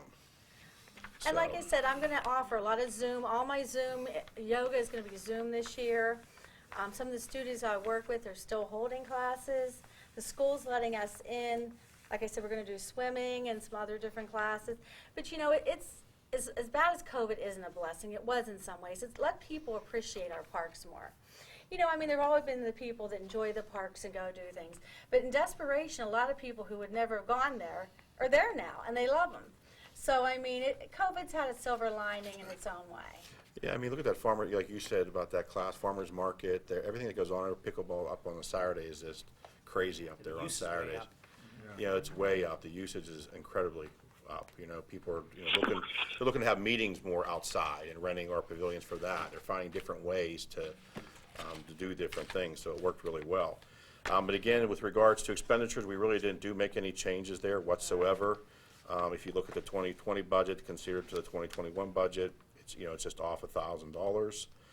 Not even sure what that 1,000 is. Oh, it's for basketball. We are offering the basketball program over the winter. God willing, it's going to happen. The gyms we're allowed to get into them now. They've been wonderful with us to try to help us out. They see the need to get these kids out. Whether we have it or not remains to be seen. One last thing too that came up that Tim and myself had a meeting with the Monroeville Baseball Association. I reached out to myself and Tim, and we did a Zoom meeting with them. We won't go into a lot of details because I'd like to do is bring the Monroeville Baseball Association to here on the 10th, November 10th, council meeting. They are asking if would they be willing for us to to join with them with softball, the softball organization that's underneath our umbrella. It's not a very large organization as far as the girls goes, but it's getting better and it's starting to come back. And so Monroeville Baseball is wondering if they can kind of take over Monroeville softball. It's something that I've contemplated over the years. Wasn't sure about how it would work out. I think that the current board that's in place is wonderful. Their communication with us and Public Works and everything has been wonderful. I think the timing of it it looks right. I would still stay on the board to make sure the transition happens with them. But it's something that I know that, Nick, if you want to expand on a little bit, but we've talked, Nick talked a little bit with us too about it. there was some concerns, I don't want the girls to take a back seat to the boys. Right. And that's the biggest thing here, and they've assured us that that won't happen. It would help with the signing of the fields, wouldn't it? Absolutely. I mean, to make sure, Yeah, it would help with the growth too. It would really help the growth of the program for them. Because so many people have girls and boys that go to sign up and they don't realize girls softball's there, so it will help them. But again, we'll still offer signups through here. We'll still work together. They'll just kind of be under their umbrella, so. And we would still, ultimately, the recreation department would still be in charge of the fields. They're still Monroeville's municipality Right. fields. So, we would also ultimately have a say in it. Yeah. But no, I think it's a way to expand the program and to give every kid an equal opportunity to, to play and have fun and utilize the park. But I think this has been talked about for quite some time. I know through your department, there was like softball clinic this year. And Right. Mike and Nicole Colbert were Yep. running it. Yep. They had 45 girls that were out, just for this clinic for softball. So the program's really growing, and this might just be the next step to continue that Yeah. growth. And we always said, like Tim always said, we have the ability to take it back if we need to. We'd have that ability to do that too. But I feel pretty confident with them and in this current group, and they're willing to come in front of us on the 10th to talk to you guys, just to reassure you guys that, hey, the girls aren't gonna take a back seat to anybody. They're gonna be treated equally, so. All right, so that's all we have. Well, Anything yeah, else, what Bill? I forgot to ask Yeah. before I stepped out too, back to the Heritage Trail for just a split Yep. second too. Are we still working on the grant? So that was put through DCNR, so I didn't hear back from them Oh, so yet. that's where they- Yeah, so they usually it usually comes out here October, November, end of October, but I'm sure they're behind, because they've all worked remotely. Yeah. So we have not heard the results back from the grant I put in for that, so I'm that waiting was- patiently. Say that if because we're on the hook for matching funds. Correct, exactly, So, but yeah, again, figure out if that would be happens or not. so I'm hoping to get the answer. If we need to match it, it has to be put into this line item that Tim's creating to kind of keep everything separate. And who knows at the state level what kind of funding there is, because even from a state level, from the recreation standpoint, park use has skyrocketed Yeah. Right. throughout the entire state. Right. And there's a lot of, now upkeep that they have to Yeah. fix. I think in Ohio Power, there's some areas they had to shut down just because of the use, which is a good problem to have, it's what you Yeah, want. yeah. But, Yeah. so there might be some funding issues at a state level. And it is, they recently just went and cleared some type of, one of the creeks, didn't they? They used some funding for that because they were having some issues. Do you know about? Sure. Dirty Camp Road or something? They were Dirty gonna do Camp some. Road? They were doing some cleaning of that Here? area. I just read that in the paper. They got some money to do that too. Oh, there were some recent upgrades, yeah, that was at Yeah. Senator Brewster's office, there Yeah. was some grant So funding. hopefully, they're using that money for that, so I don't know. Well, hopefully we can get something, so. All right. Any other questions for Joanne and Paul? Yeah, Paul, is there any way to estimate the number of people that use Heritage Trail through Monroeville? I don't, I would put a ticker down, but so many people come from everywhere, because that trail location is right there between Penn Trafford and Monroeville. So a lot of Penn Trafford people come down and, this way, so I don't know, but I do see a lot of Monroeville people on there. Absolutely. The county is still very interested in expanding that trail to continue it past the BY Park, come back into Monroeville, behind Pitcairn, and eventually hook up to the Great Allegheny Passage. And that's At the the blast trail that furnace. goes from Pittsburgh to Washington DC, goes to Maryland. Yeah, my understanding is they were just awarded money to fix the bridge that goes from Greater Allegheny over to the blast furnace. Right. So they were just. So they're moving, the So they're county's moving definitely moving forward, on so it. that It's bridge a at the great blast project. furnace is now going to be the connector from Greater Allegheny over to here, and it would, down at They're Braddock. substantially expanded into Westmoreland too. Yeah, Right. yeah. Goes to Delmar. And then I think Pittsburgh just announced they just did the last connection, I just read that, now you can get in Pittsburgh, some different areas, and jump on and go all the way down to Maryland, Cumberland. Yeah. So they just announced that in the paper too, so it's hot and heavy. Trails are, because it's outdoor things, people are able to go out and get People have been things. doing it like vacations, I mean, packing the Yeah. stuff Yeah. on their bikes and, Yeah. staying places and. If you look, you can actually go from Pittsburgh to DC on a bike. I mean, Yeah, it's the largest Unless mine has structure. a motor, I won't be making that. Yeah, it's the that largest. they make them, they're not cheap, but they make them. Yeah. I didn't, I've been on electric. Electric bike, yeah, there you go. Oh, my three-year-old's Yeah. on an electric bike. Yeah, so, For the way of Use the them on the future. trail. yeah. You still get a good workout, but you. All right, Yeah. thank you very much. Anything else for folks? Thank you, Very guys. good. Great Thank job. you. Thanks, you guys. Paul and Joanne, I just want to say how much I appreciate you reaching out to the library, reaching out to the senior center, across the lines, and putting all this creative, I think, Well, thank you. programs together. And it's great to work with the different departments, it really is, it helps Yeah, everybody. well, everybody picks up new ideas, and, Right, right, right. but thank you guys. You're welcome. Yeah, great job. And then there was a lot of discussion about Halloween and Joanne's presentation. Just a little public service announcement. Trick or treating is happening here in Monroeville this Saturday on Halloween evening, 6 to 8 p.m. So just be on the lookout. Certainly, it's a voluntary participation. If you want to do it, do it. If you don't, don't. And we are really encouraging people to do one-way trick or treating. So maybe having treats out, individually treats out for the kids. And there's certainly some creative things that people are doing with candy shoots and robots and slingshots and all sorts of things. So this evening, A lady asked could she use a pitching machine There on you go. Facebook today. So that's this Saturday, 6 to 8 p.m. And we have Nicole now. Do you need a break? Nicole, we're gonna take a 5-minute recess just for our stenographer. So 5-minute recess, and we'll be back to continue our budget hearing. Thank you. Thank you. Jared. Jared, when I pull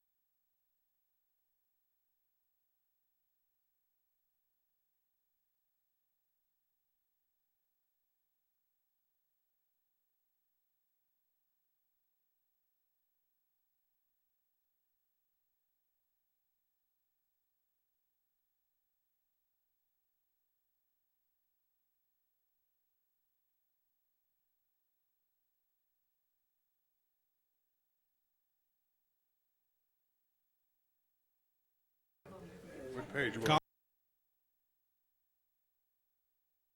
93. This meeting is out of recess. We are back at our budget hearing for October 29th. And in front of us this evening, we have Nicole Henline from the library. Welcome, Nicole. Hello, thank you. Jared, could you put the slideshow up?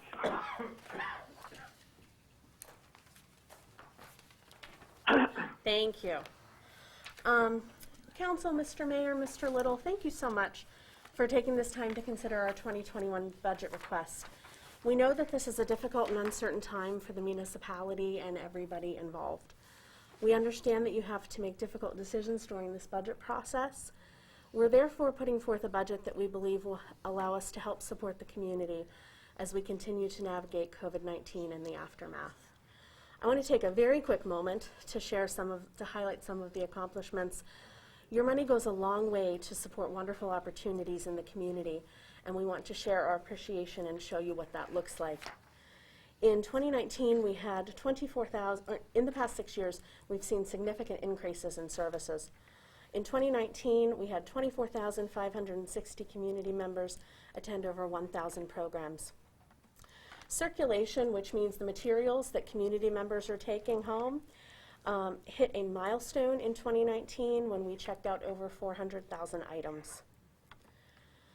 Our return on investment is always my favorite statistic of the year because it shows true impact in the community and how we do as much as we can with what we have while trying to keep our budget as tight as possible. In 2019, for every dollar you invested into the library, we returned $4.82 in services to your constituents. If you look at the blue circle, that is the total value of library services. And then if you look at the green circle, that's how much the municipality invested to make that $8 million value happen for the community. The next slide shows you where our funding comes from. These numbers are from 2019 and show how $1.6 million in contributions from the municipality, regional asset district, state, and other smaller incomes led to library services worth over $8 million. And as you can see, all of these are essential to create this return on investment for our community.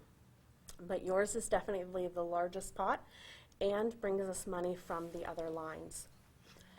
2020 has been a difficult year, and we've tried to do our part to mitigate expenses when possible. When the library closed to the public on March 13th, the staff took furloughs. We saved the municipality over $160,000 in part-time staffing costs and over $80,000 on full-time staffing costs. We've also saved about $35,000 in contract services by eliminating what could be eliminated and spending from non-municipal funds when possible. Also shown on the savings here, the board approved the use of board funds for the Keystone Grant Match, alleviating the municipality's responsibility in that project by $220,000. And that's to fix all of the sidewalks around the building, the 2 staircases around the building, the air conditioners on the roof, and the vestibule that is sinking.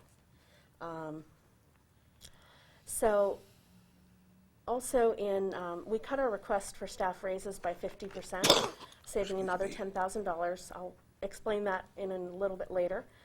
In 2021, we're also asking for $59,000 less in part-time staffing costs.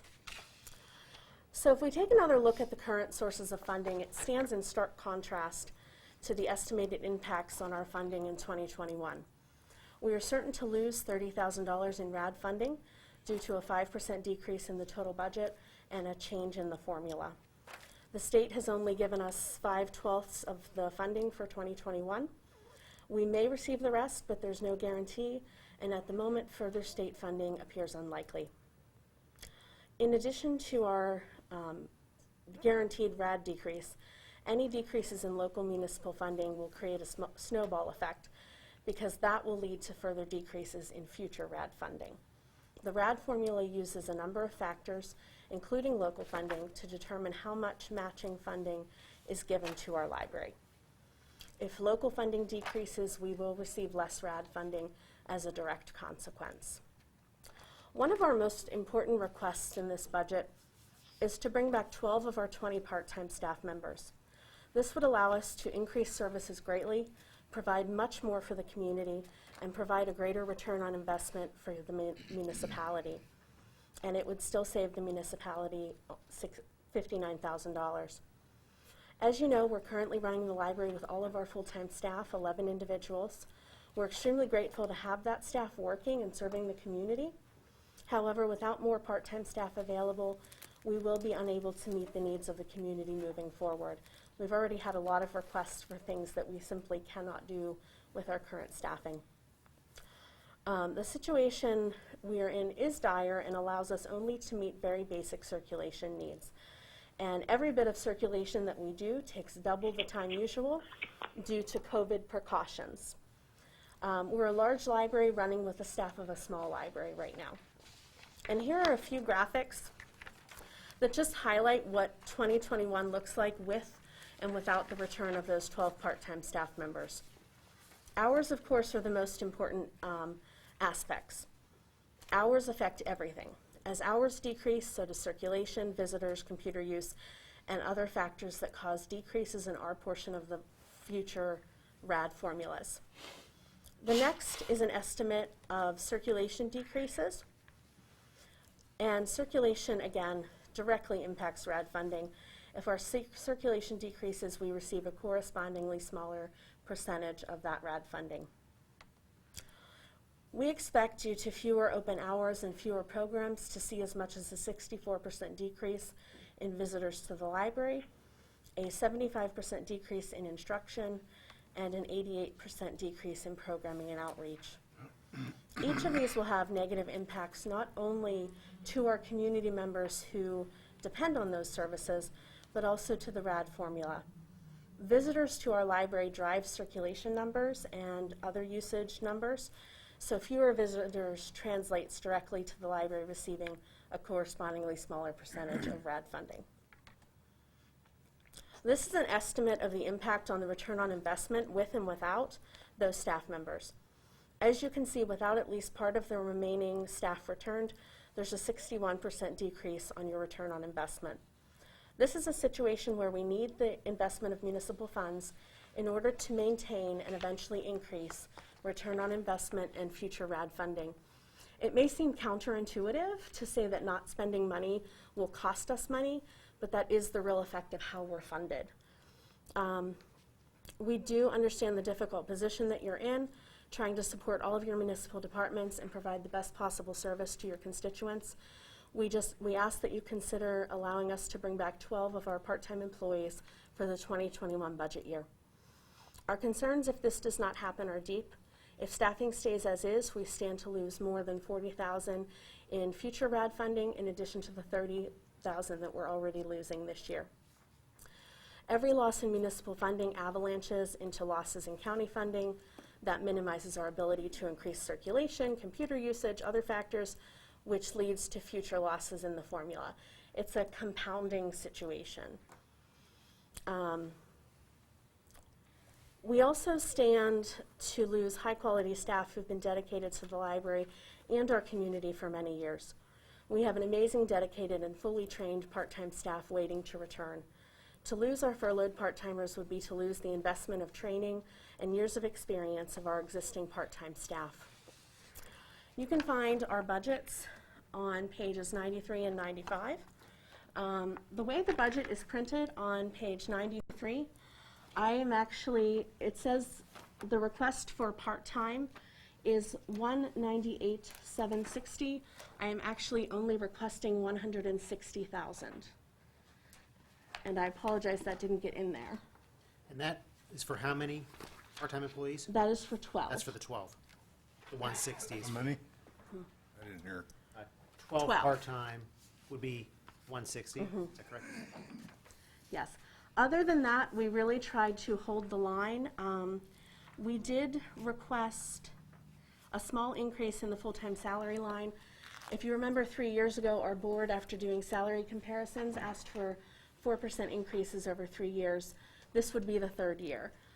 In light of the situation, we cut that request from 4% to 2%. And of course, that is within your purview. But other than that, we tried to keep everything as level as possible. Some of these that we didn't have control over. I had to call Josie and ask her about the big jump in employee pension insurance, because that seemed like a lot, but she told me it was part of a formula. So that is where we are. And we're also cutting significantly in our ACLA funding as well. We've cut the unnecessary things like furniture that it's nice to be able to update something every year, but we cut that out. Travel and conference, we cut most of that out. Clearly, COVID's not allowing most of that. We kept a little bit in for professional development. And we cut our programming because we won't be able to do nearly as much. And again, so again, we tried to keep it level or cut as much as we could, while still maintaining a level of service that our community expects and needs in this time when everything is topsy-turvy and they need a place that they're used to and they rely on. It's a place where some people have to come when they're looking for jobs because they have no other internet connection or they don't know how to use a computer and they're applying for a job for the first time in 20 years. But that is our request, and I'm happy to answer any questions. The salaries is 11 full-time and 12 part-time? Is that what I'm understanding? Correct. But at the 160 number, not the 198.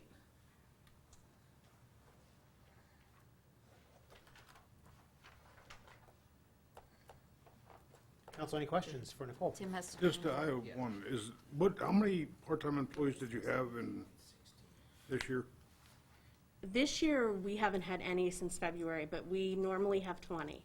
Okay, maybe that's the way I should have worded it. 20 Yeah. from last, 20 were budgeted Last year. for 2020. Correct. Well, I'm just noticing that the employees' pension insurance in 20 was 140,000, and next year it's 216,000. I don't know where that. I didn't Yeah, well, that's the- understand that large as- jump either, but And Nicole just mentioned that.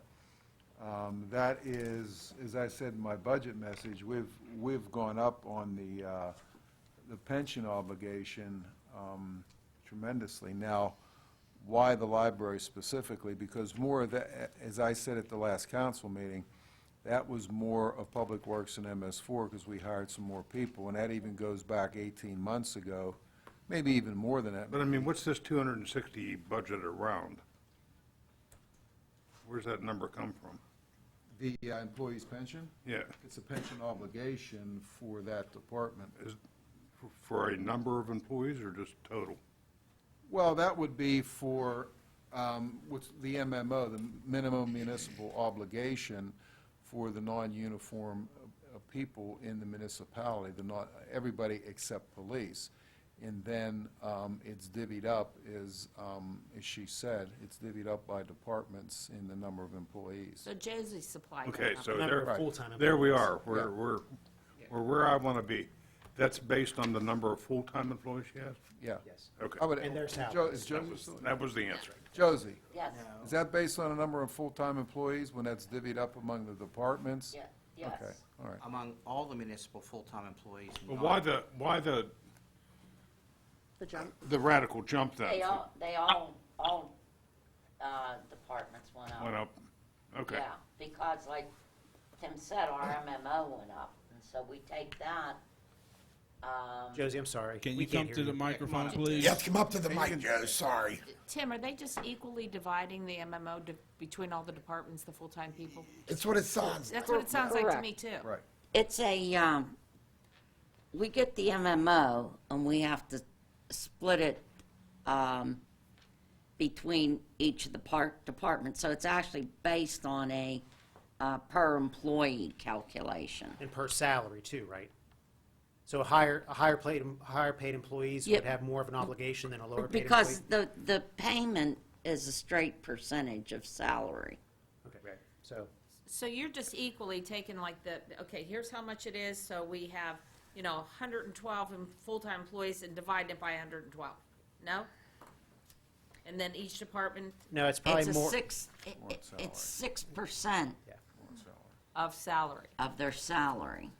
So it is salary based on But- full-time employee But our numbers. our expense is offset by the state aid that we get. So we have a total, cost of the pension, and that is split by person. But understand, I'm not talking But- about pension money here. Well, that's what it is. that's what this is. Hospitalization, But you asked about the pension. This was pension. but that's not what I asked about. That's what we thought you. I thought that's went what up you so high. No, That, isn't that No. what went up Well, let's so go, high? Yeah. let's complete this Yeah. topic, actually, because, this is Okay. helpful. Basically, so what happens, we have our pension cost to the oh, I municipality. lost my place in. We get the state aid. That reduces our cost, but we still have to cut the check for the higher amount. It's just that, we get a subsidy. Right. To put it simply, let's say we get $1 million from the state, actually it's 800 and some thousand dollars. Right. The fuel. And our obligation is $3 million. Josie has to take the $3 million, not the $3 million minus the million, $2 million. She has to take the $3 million and divvy that up in accordance. Now, I don't know if it's divvied up, Josie, with respect to salaries on a ratio basis or the That's number of different. employees. That's what I'm trying to figure. Yeah, It's- I mean, it's actual percentage based upon their salary. Salaries, No, not salaries, just okay, the that number makes of sense. full-time Yeah, employees. Correct. That's what I was trying to clarify. Right. Right. Yeah. So Okay. proportionally, given that the majority of the full-time employees of the library, which goes back to the salaries we had discussed over 4 years to increase, proportionately, the contribution to the pension fund is less for the 11 employees there. If they're lower salaries. If they're the lower salary, If they're yes. lower salaries than everyone else. So Yes. ergo, it is Yes. cheaper. Yes. Yes. Okay. All right, now let's go into the question that I really wanted to answer. Ron, I really thought you said pension. Yeah, I too. thought- I I did. thought- I did. To be honest. No, Ron, you're outnumbered, I don't know. Hospitalization and health insurance went from $189,161 to $217,641. And when I look at other departments, that went down. Well, our health insurance only went up 0.5%, but you will see in different departments it increasing more. The only explanation I can give, and empirically I don't know, sitting here, is maybe somebody changed status from single to family, and that goes, we're paying $27,000 a year for family for health. So if two people change from single, you're looking at probably, if two people change, close to $25,000 if two people change from single. So I'm sorry, what's a single, what we pay? Single is about, let's see, it's about 700, a little bit, $750, I'm rounding it out, $750, a month, 700, so that's about $8,000, $9,000 a year. So it's even more than that. But if you're husband and wife, you're not that much, your husband and wife, I think you're around 14,000, don't quote me on that. So if you go to family But status. I'm saying, how many full-time employees does the library have that receives that benefit? 11. And what I'm saying to you is, you can look at departments that have more people than that, and it went down. Right, you could, sure, Okay. sure. And that all depends on, that Wasn't like a depends on couple the $1,000 status. increase. I mean, somebody may have changed their status. Well, maybe maybe their kids got Aged out? aged out, Right. maybe they got divorced. Or they Just had- those or they kind had- of things Okay. that happen. You guys seem to be happy at it. Well, there's a lot of moving variables to Yeah. it, on why. Some may go up and some may stay the same, go up a little bit, a lot. Hers, from a proportional standpoint, the libraries went up more. And who changed their family status, I don't know. Does Josie need to still be up here? Anybody else have Yeah, any I questions can- for Josie? Josie, you spoke enough. Thank you. You're off the hook. Any other questions for Yes, I Nicole? do. Yeah. Nicole, we were talking about it and have been, some of the council and let's just count hours. Okay? Let's take you out of the mix. You still have 400 hours a week.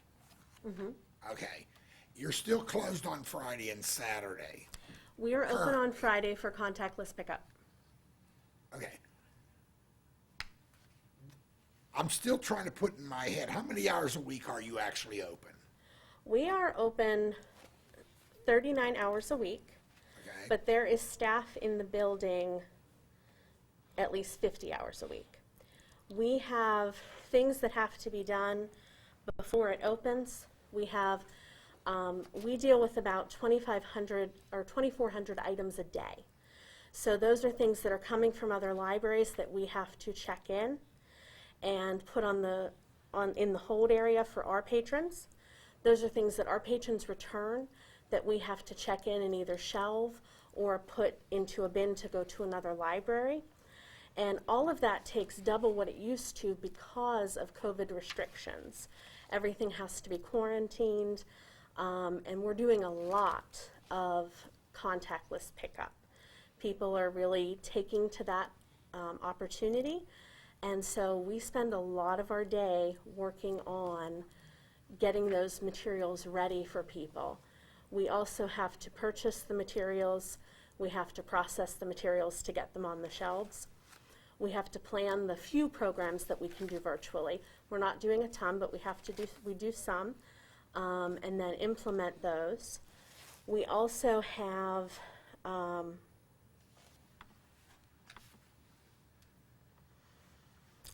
3 service desks to cover for every hour we're open to the public. And that's to answer the phone, the email, in person, helping people on the computer, which takes longer because we have to do it with special software so that we're not hanging over someone's shoulder during COVID. The bills have to be paid. Well, wouldn't that be you doing that, the bills? No, I have another staff member. Well, I sign off on the bills. I look at the bills, sign off on them. But no, I do not do that. Yeah, I mean, the point you're making, just to clarify everybody, yeah, the 11 full-time people, they are working 40 hours a week. Yes, Or the more. library's No only question, open. no question. Yeah, no question about that. But so, yeah, the Or more. 40 hours a week, all the full-time people are working that, even though the library is only open for the public certain hours. Just Right. because, yeah, But- they're working, there's all these things we have to do outside of those open Right. hours. And there Absolutely. are programs that librarians are holding after open hours. So they might be doing a virtual program at 7, even though we close at 7. Right, So, yeah. things outside. So your question, did that answer your question? Or were you asking about the hours? Well, I have to digest what she said. I mean, I get what you're saying, but that's 440 hours counting you for a 39-hour week, and I realize that you do other things, and you maybe have to do some things before it's open. I have to digest all what you said. So. There's a whole list of, it's not abnormal. We look at what some of the other I know libraries. COVID has changed the whole Yes, pyramid. but I can promise you, everyone who walks in the door is working as hard as they can until they walk Oh, there's back out the door. no doubt about that. We're 8 not hours saying later. that. I'm just trying to. But I think there was something that maybe I was neglected in explaining, in our conversation and stuff too, when asked that. So the staffing of the facility is 51 hours. I was incorrect thinking it was at least 40, which matched it, and I was wrong. So the staffing of the facility is the counterbalance. And again, I think Tara's still not here, but I mean, she had a great example before in terms of the reasons we were using the time slots because of what has to be done in between. In the between. times. No, So I get it, I that's get the it. same. That was a good example earlier to do that too. But I was incorrect if I didn't make that piece Eric, clear. it's all good. That's why we're here. Yeah, right, to explain that too. But there is another piece to bring back up, and I know we don't normally have anybody else too, but I want to be clear on this part because Dave and the board are over here too, so, because it was kind of mixed in the one slide with the circle, that we talked about the funding, and explain that again, where we talked about for the Keystone Grant and the differences with the library board and the group that they pulled together. I think it's slide 3, 4, something. Yeah, earlier on. It's kind of buried in there in the bottom. And In some of it- I under- looked up, and it was a little bit buried, Nicole. And some of the, what you're seeing is not necessarily, is out there just the way it expanded on the screen, so I'm not sure if it's clear. Jared, can you pull that back up? In understanding the difficulty of the budget, and in hoping that we can maintain as much as possible in the municipal budget to then maintain as much as possible in the RAD and state budget, the board is willing to put forth almost half of the reserves that they've built up over 40 years to take over the obligation for the Keystone match, which is about $220. So the total project is about $440. Because that would not have been.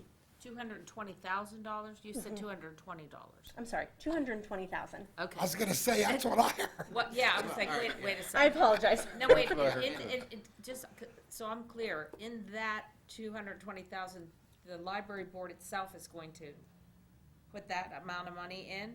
Yes. And that is going to do the capital improvement kind of work you were talking about? With the Keystone grant, which is a dollar for dollar match. Okay. So that's almost $440,000 Yes. of capital improvement that's, and again, I know we don't obligate that in the budget because So it's not in yet. Is that available every year? It's not. The grant's not in, so Keystone it's- grant is available, it depends. The state has changed so many times, and because of COVID, I'm not sure if they'll do it every year, because for a while they did it every other. But you have less of a chance of getting it every year. But it's been about 3 or 4 years since we've gotten it, so we have a better chance of It's always a getting dollar it. for dollar match. Yes, That was, is that the grant you got with the elevator? yes. Yeah, that's, okay, yeah. That's what I thought, yeah. It's the only big grant that exists for improving library buildings. Is it based, do you apply for the total grant figure, then the match is factored? Or do you say, hey, we're gonna put up this much money, and then they? You have to say you're gonna put up half, like you budget it out for the whole total of the project. And then you have to promise that you will put up that match. Do you tell them what you're gonna do with the money Yes. ahead of time?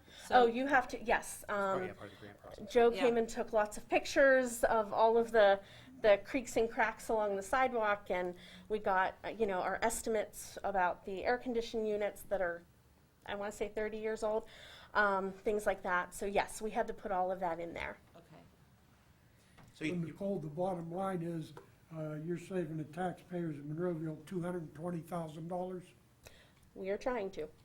okay? Now, you won't be able to do this every year if you've been collecting this money for 40 years. This is a one-time. Indeed not. Okay, and the other question is, I know it has nothing to do with the budget, but when's this project gonna start? Because that's deplorable over there. I know, Sidewalk. it's been horrible. We've had another grant that is supposed to have happened wait on the money. for 4 years. And it hasn't happened, and Alan just talked to the person in charge of it, who said they're asking for another extension. And that was supposed to fix that front part. Okay. But this, we can't start anything until 2021. So we're another year away before we can get that sidewalk. Couple months. So that cone has to be out there for another, I'm hoping Mike can do something in the meantime. Okay. We've had some calls in. So it's gotten worse, but it is awful. It's definitely all safety and ADA issues and building improvement. and Nicole, I just want to try to figure out because we touched on it briefly, so the hours that you're open. Let's go back 2 years ago. Yeah. Pre-COVID, how many hours is the library open? 67. That's the ideal. Yes. 67. And with those 12 part-timers, I believe that we can effectively open for 64 of them. Now, what are the other the Carnegie Library systems? Where are they at with their hours? It depends on where they are. The Carnegie system itself is not open for browsing yet. So everybody's kind of, we actually had this conversation, it would be nice if everyone were on the same page. We're really not. Difficult to do that. But the libraries that are about our size have similar hours. We are considered a large library in Allegheny County, and most of us have at least 60 hours open to the public. If not, like I said, ours was 67, and that matched up with most of the other large libraries. What are comparables? Mount Lebanon? Mount Lebanon, Upper St. Clair, Bethel Park. Bethel Park, Whitehall. Northland? Northland is a behemoth upon itself. They do about double of everything we do. So I didn't know they were that big. they're humongous. I didn't know they were that big. Yeah. Because they also have Northland. They serve 5 communities plus municipalities. also into the North Allegheny. And two their different building school districts. is, you could get lost in it. And plus, they also have impact in 2 different school districts, Yes, which is so, different with the 2 of them, the North Allegheny Right. and Northfield School District, which has, those school districts in the Office of Education to it. So the classifications and sizes, when we say a large library, I know that means something to you, but Yes. there is a classification system enacted which puts us in a different statuses than other facilities too. Yes. So when we say large, there's large, it's large, medium, and small, but I mean. right.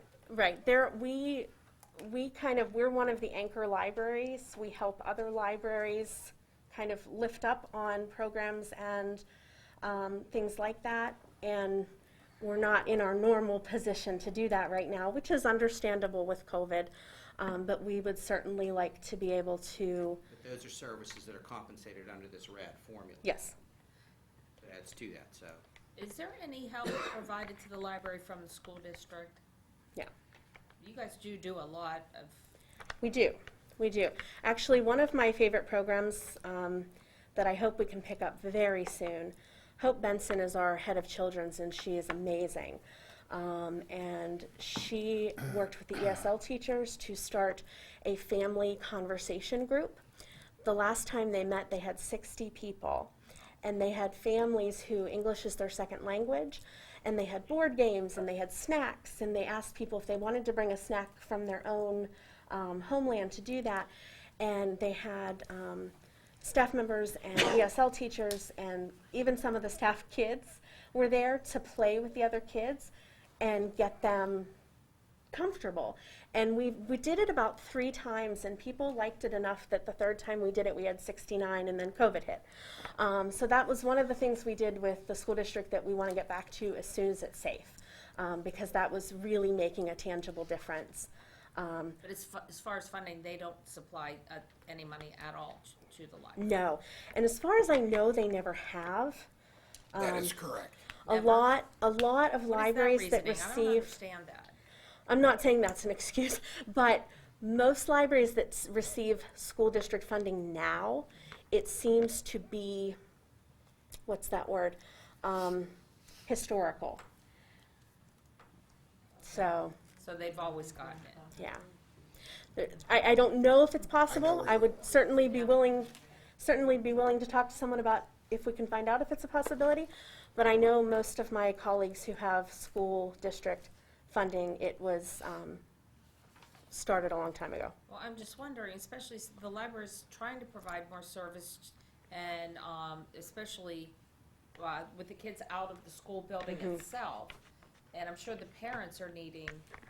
So I'm wondering if the school district are intergovernmental or something, or could we reach out and see? If I maybe- will call an intergovernmental meeting. That would be, I think that. Can't hurt to ask. That's exactly right. I mean, let's give it a try. Maybe Yeah. because of the times, even if it's only, a temporary or, this year, and we'll see what happens from there.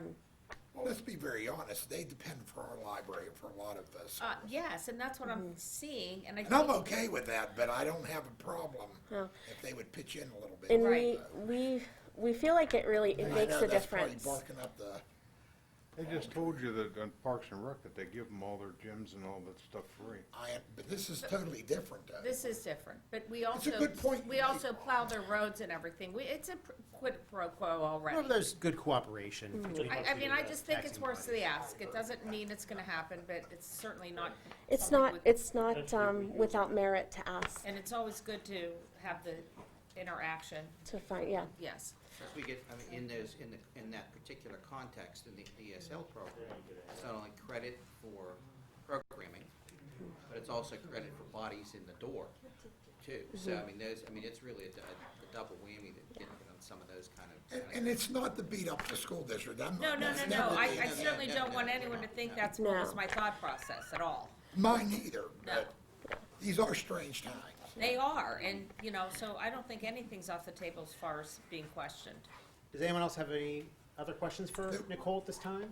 Just a thanks to the, and again, sucking up to the board that I work with.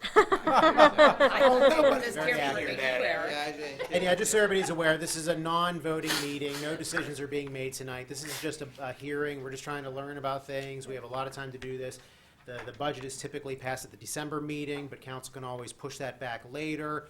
You know, we try to get it in before the end of the year, just so everybody can have a good holiday season. But if we have to, you know, meet, we can always call more meetings if we have to over the next several months, or next couple months rather, and get this all well, put together. I have to, Paul made a shout out to his board, so I do have to say I have an amazing board, an amazing friends group, an amazing council liaison, and an amazing staff that we could not do what we do without them, so. I appreciate the offer of the funding. That's really what I wanted to ask, is, I mean, Nicole, I'd just like to thank you and your staff for a wonderful job. Absolutely, it's been, The improvement that I've seen since I first started on council, going into my 8th year next year, is like, it's completely transitional.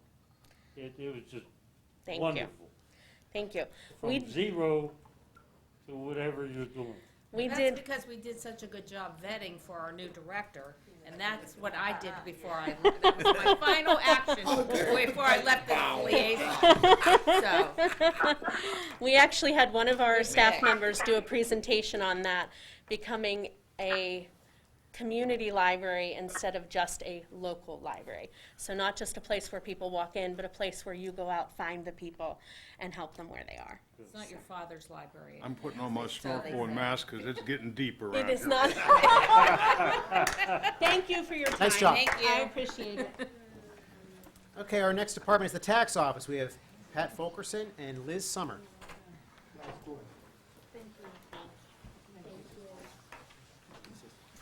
Okay, where are they? I like your jacket there, Mr. Fulkerson. Oh, thank you. I like to borrow that. Hey, anytime. Anything for you there, Fred. Yeah. What page are we on? What pages? All right. Hold on, I'll tell you in a minute. Revenues, page 25, and expenses are on page 13. All right, I'd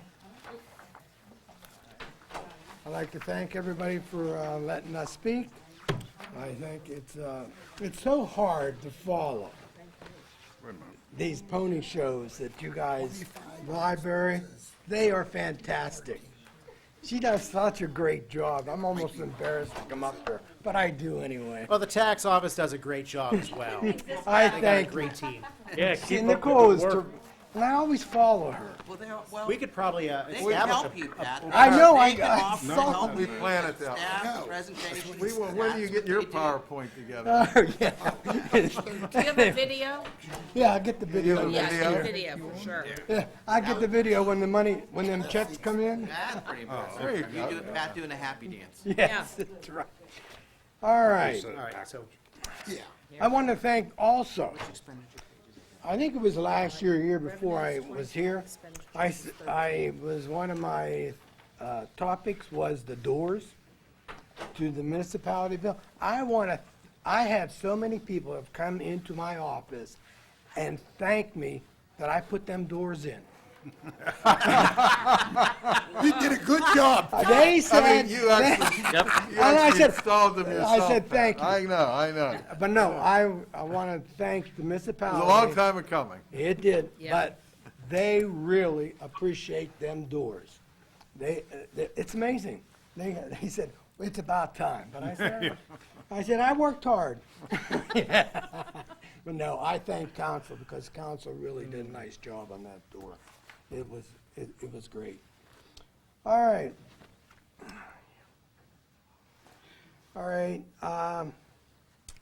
Should talk about, we're gonna go into details after I present some of these things that I wanna talk about.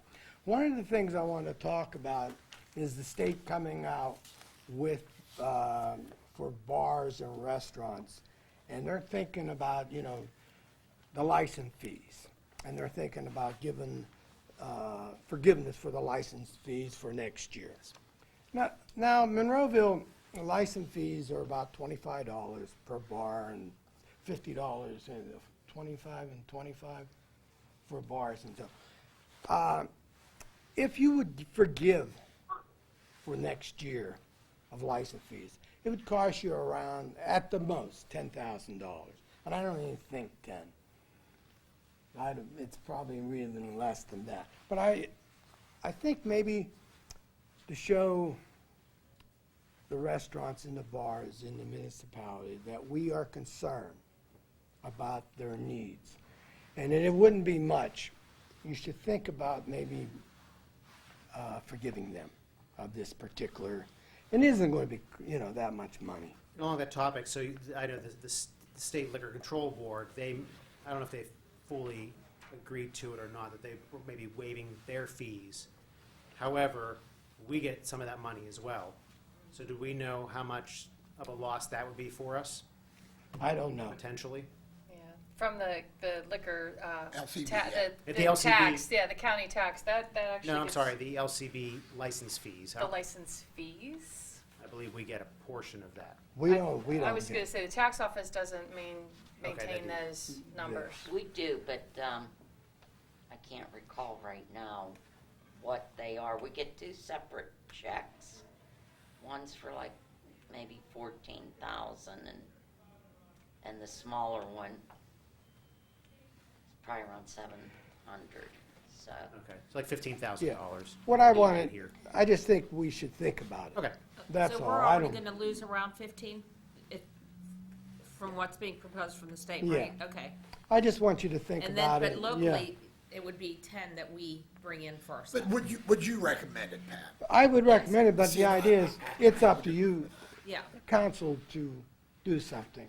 Yeah. And it isn't going to be that much of a loss if you do it.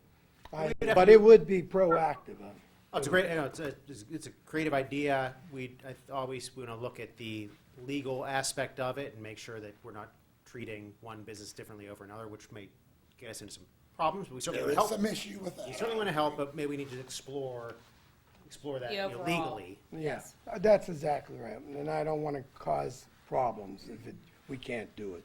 But I just think that, Creative idea. because Absolutely. we're all on the same page, it's just. Oh, absolutely, and they definitely have been impacted, All right, the other thing, I like to step up the procedures of how we let people come into the municipality and approve their building permits and occupant permits.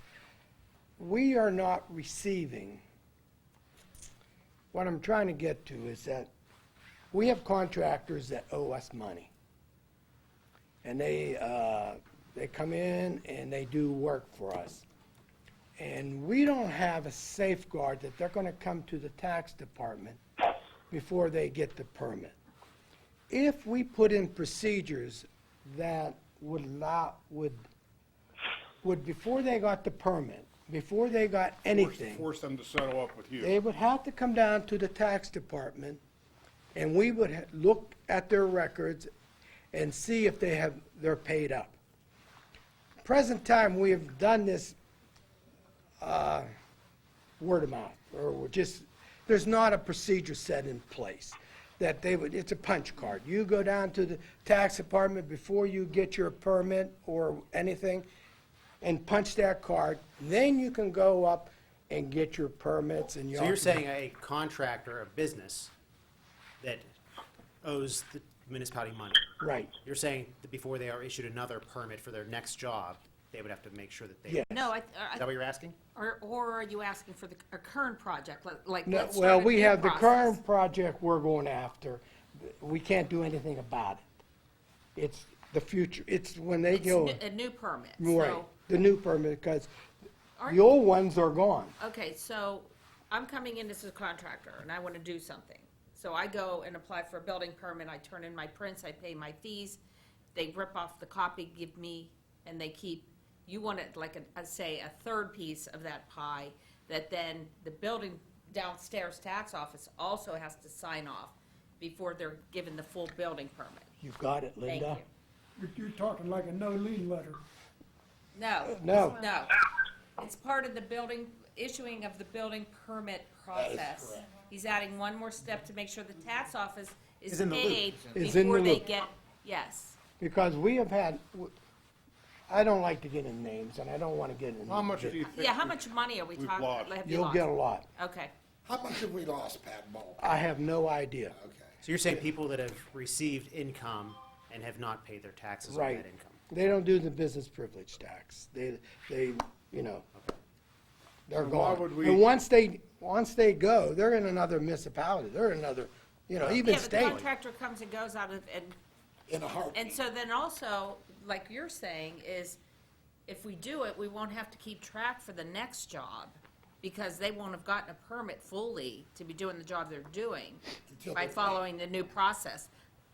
Well, that's something, that sounds like something that, That sounds Tim, you can- procedural, it- procedural. Tim. I thought, unless this is different than what we've talked about in past years, I thought this was already being done. It isn't. It needs to be. I'm There's not a 100%. punch card. We have a process in place that we use, but it's, we're not holding the business accountable at any point. In other words, we're getting the information from the building department. I work very well with Michelle to get that information via email. We exchange every month, but Right. that's getting the information. That's not necessarily keeping them from doing the work and moving on and leaving the community when they're done.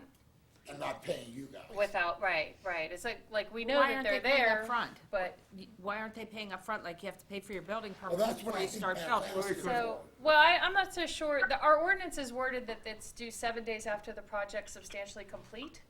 So technically, the tax isn't due until 7 days after, not necessarily when they're paid, but when the job's complete. so if they did a renovation, let's make it a big renovation, $100,000, they would owe us $400 Yeah. in business privilege tax.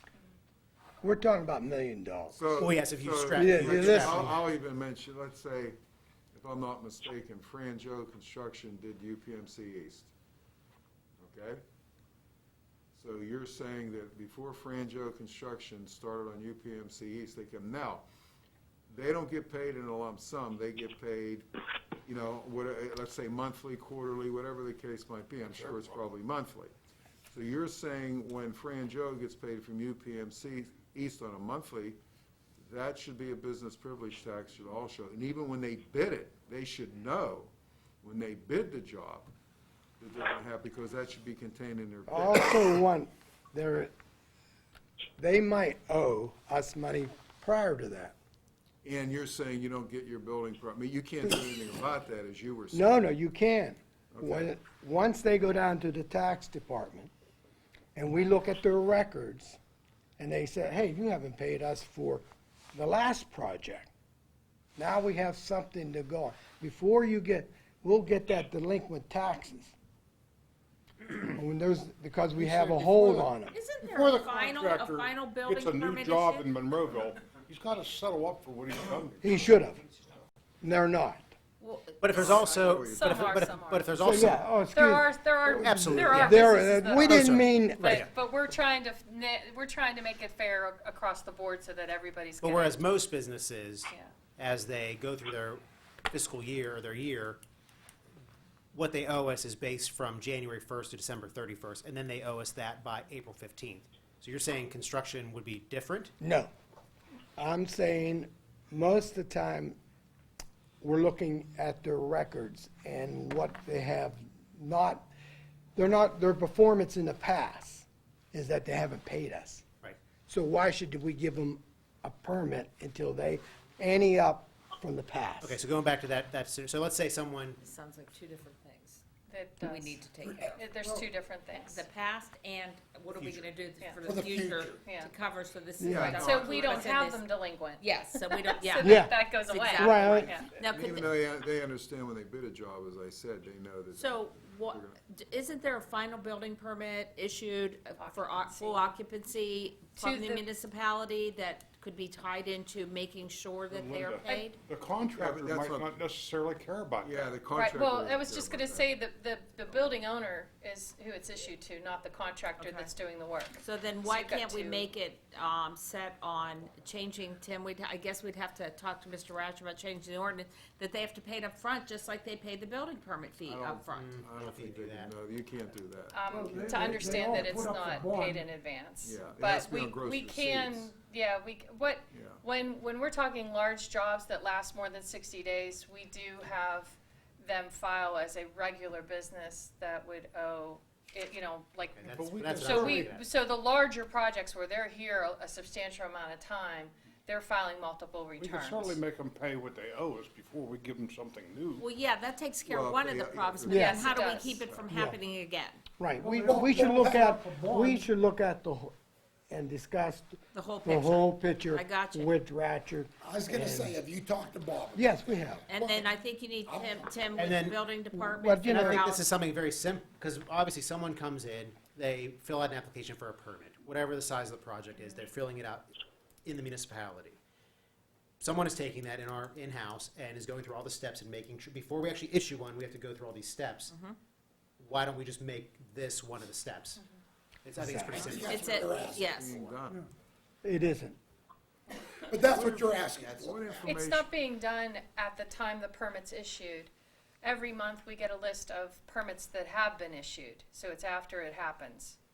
But you're saying do it before we actually give them the permit, make your That's what office Pat's one of the, asking. one of the That's they what have I'm to asking. submit, for instance, what would they have to submit to you? Just their EIN number? or- We have a registration form that needs to be current, and we have a $25 license fee that has to be paid before any work okay. can But that would all start. be bundled into, that could all be bundled in. Into the, We really should streamline it for There's businesses. actually software, if we were a bigger community, that is used where the mayor gets a notice and sends a welcome letter, the police department has their files of what they require, and each one electronically ticks off before the final step of them opening a business, whether it be temporary or permanent. So well, it's- that I mean, should be that's- done even on residentials.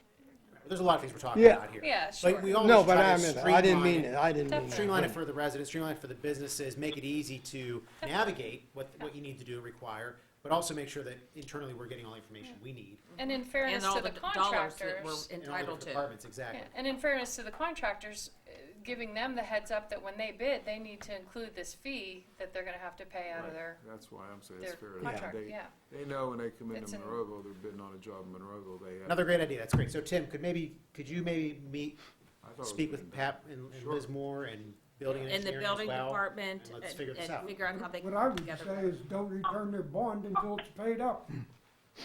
Well, I'm sure there's a lot of options out there, but I think we need to have Mr. You have Rather to make sure we involved. do and- it. Yeah, you don't want to do something, Great idea. well, let's talk about it, anyway. Yeah, but All right. great, Do an ordinance great thought, for that? though. All right. The other thing I would like for our department, before we go into details, we'll go into the details, but I was talking to Ratchard, and we should be proactive next year. Next year is gonna be a lean time for Yep. us. I would like, with council's approval, is to hire another auditor. What that would do for us is that we would go after more money in the municipality. Right now, I have two great people in my office. That would be Liz and Doug. And they do a tremendous job, but they can only do so much. We need a apprenticeship, we need a low-level auditor coming in and do a lot of the legwork that they really don't have the time to do. Is that reflected in your budget? No. How would I you was- pay for that then? Well, it would probably be paid by the increase in revenue by the delinquents. You looking for full-time or part-time? I would like full-time at a level entry position, which would not be at a top end.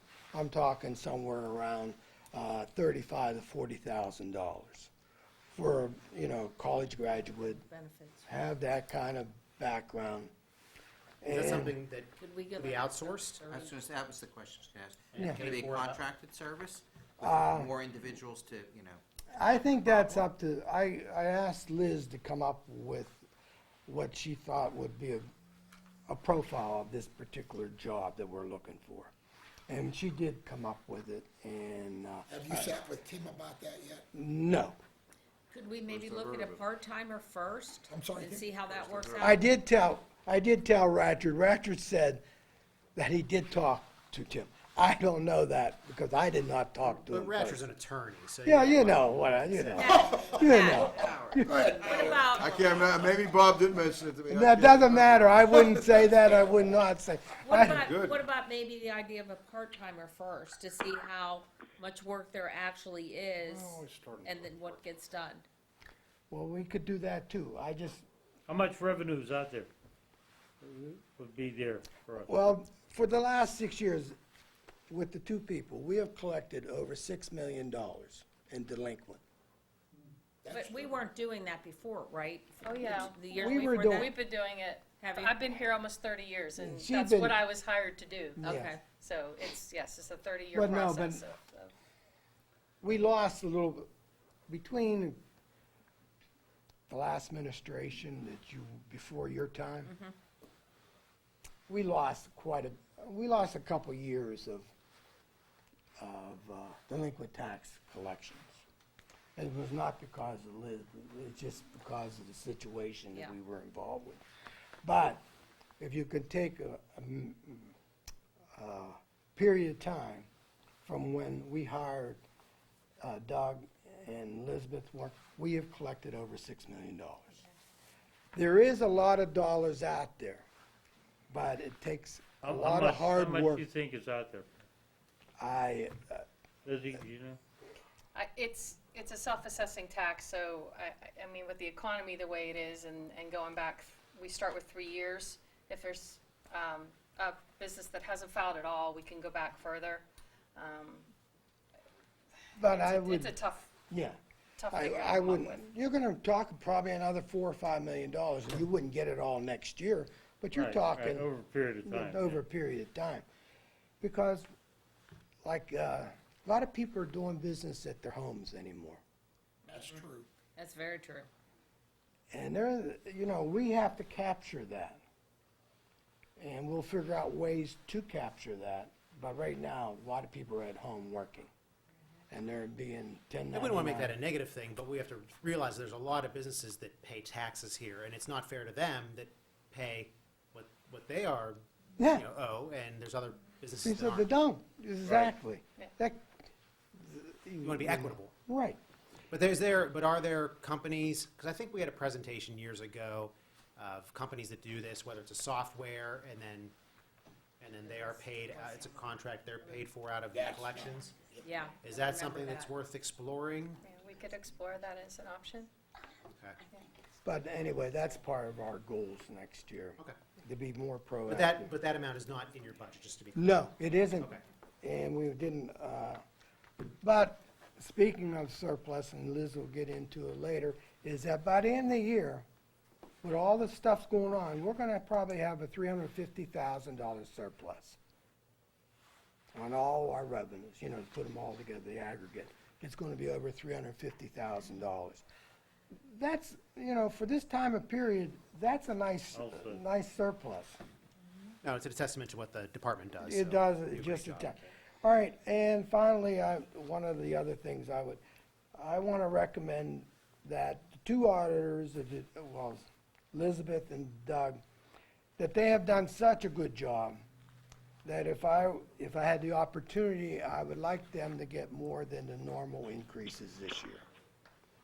And because they're just, you want to make sure that they're going to be happy and stay here with us because they are a good employees and they do a fine job for us.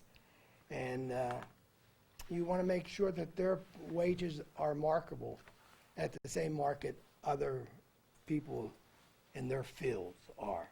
You don't want to, because they'll be out looking. And I don't want that. I think they do a fine job. And also, I want to thank my staff for doing a fine job during this crisis. They have been in there and They just been there. And also, I want to thank council as a group for giving us the resources to do the job we do. And Does that include the front doors?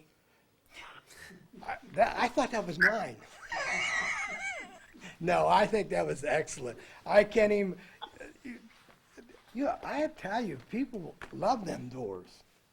They come in with packages. We're happy to and they give you all get- the credit, Pat. No, thank you. I bet you know. Take a bow. No. I thank council for getting it done. Thank you. Other than that, and there's one other item in my present that I want to look over, and I don't see it in the,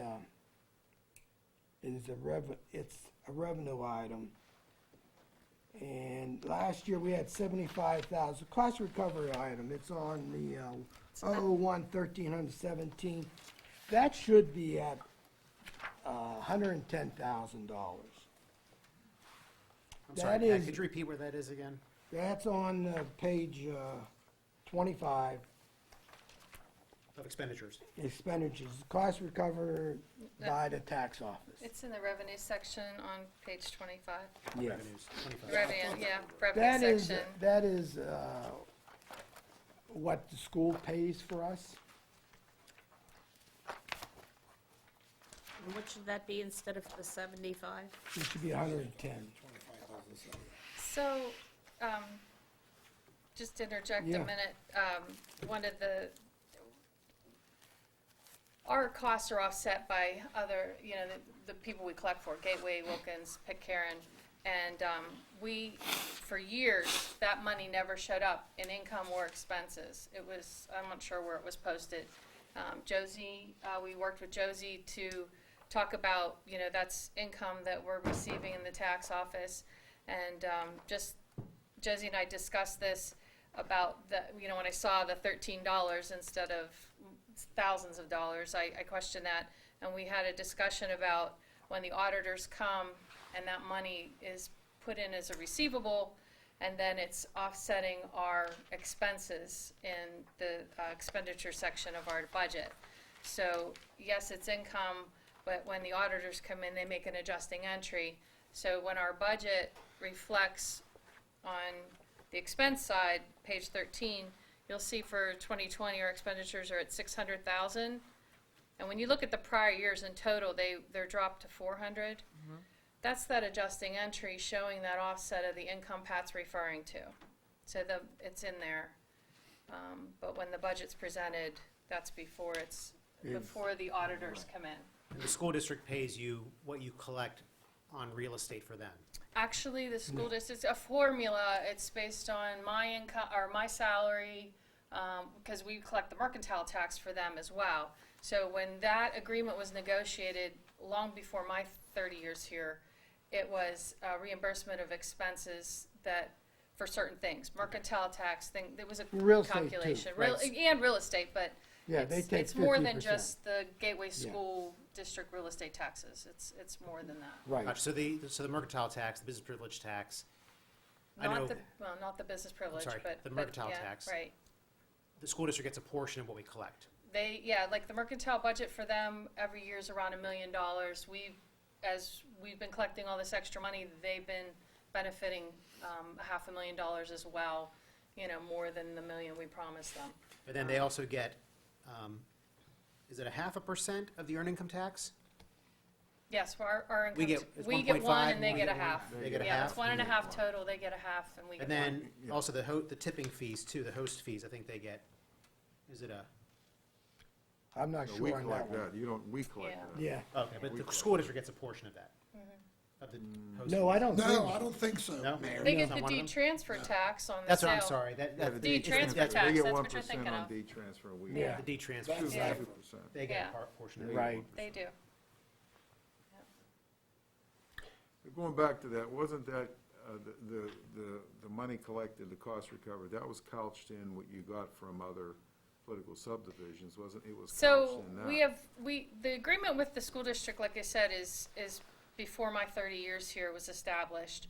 Since then, when we've added on other communities like Wilkins Township, Pitcairn, we've done a commission of revenue, not reimbursed expenses. So the more money we bring in for them, the more commission we get paid. Yeah, and that's on This is- 307. Yeah, All right. that's a separate Yeah, line that's item. a separate line on what you have there. All right, you want to go into the other ones? Well, it's You wanna- just, yeah, so, thank you for including us in this discussion of our tax office budget. I wanted to look at the, expense section first on page 13. Our expenses have remained constant and consistent in the last several years, no big fluctuations. About 25% of the tax office expenses continue to be paid from the commissions that we just discussed and costs reimbursed by the school district, Wilkins, and Pitcairn. So that money is coming in from them. The better we do, the more money they contribute to our expenses. And our expenses don't fluctuate based on the amount of money we bring in, if that makes sense. So it's a win-win. And they're obviously getting a bigger benefit as well. And, you know, they wouldn't be able to get another collector to do what we do. A private firm would not be able to generate the auditing revenue we bring in for those other communities. And I can say comfortably that one of the, Pitcairn, for example, I think we have one unpaid business out of all, so. And what we charge them is competitive with outside firms? Definitely, we're, yes. Okay. Definitely, yeah. So if there's any other questions about the expenses, I was Yes, gonna, go ahead. Yeah. temporary employees, almost $30,000 when it was zero for the previous 4 years? That was 2020's, That was 2020's revised. right. Yes, Never came to fruition. Never, is that why it's zero now, again? Yes. Okay. Did you add that back into the full-time above? Because it looks like that would add up if we added the, Yes, that's a good point.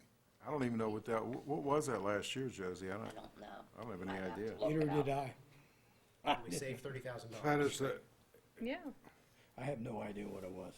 is the raise proposal for your employees, is that in this number or no? No. Okay.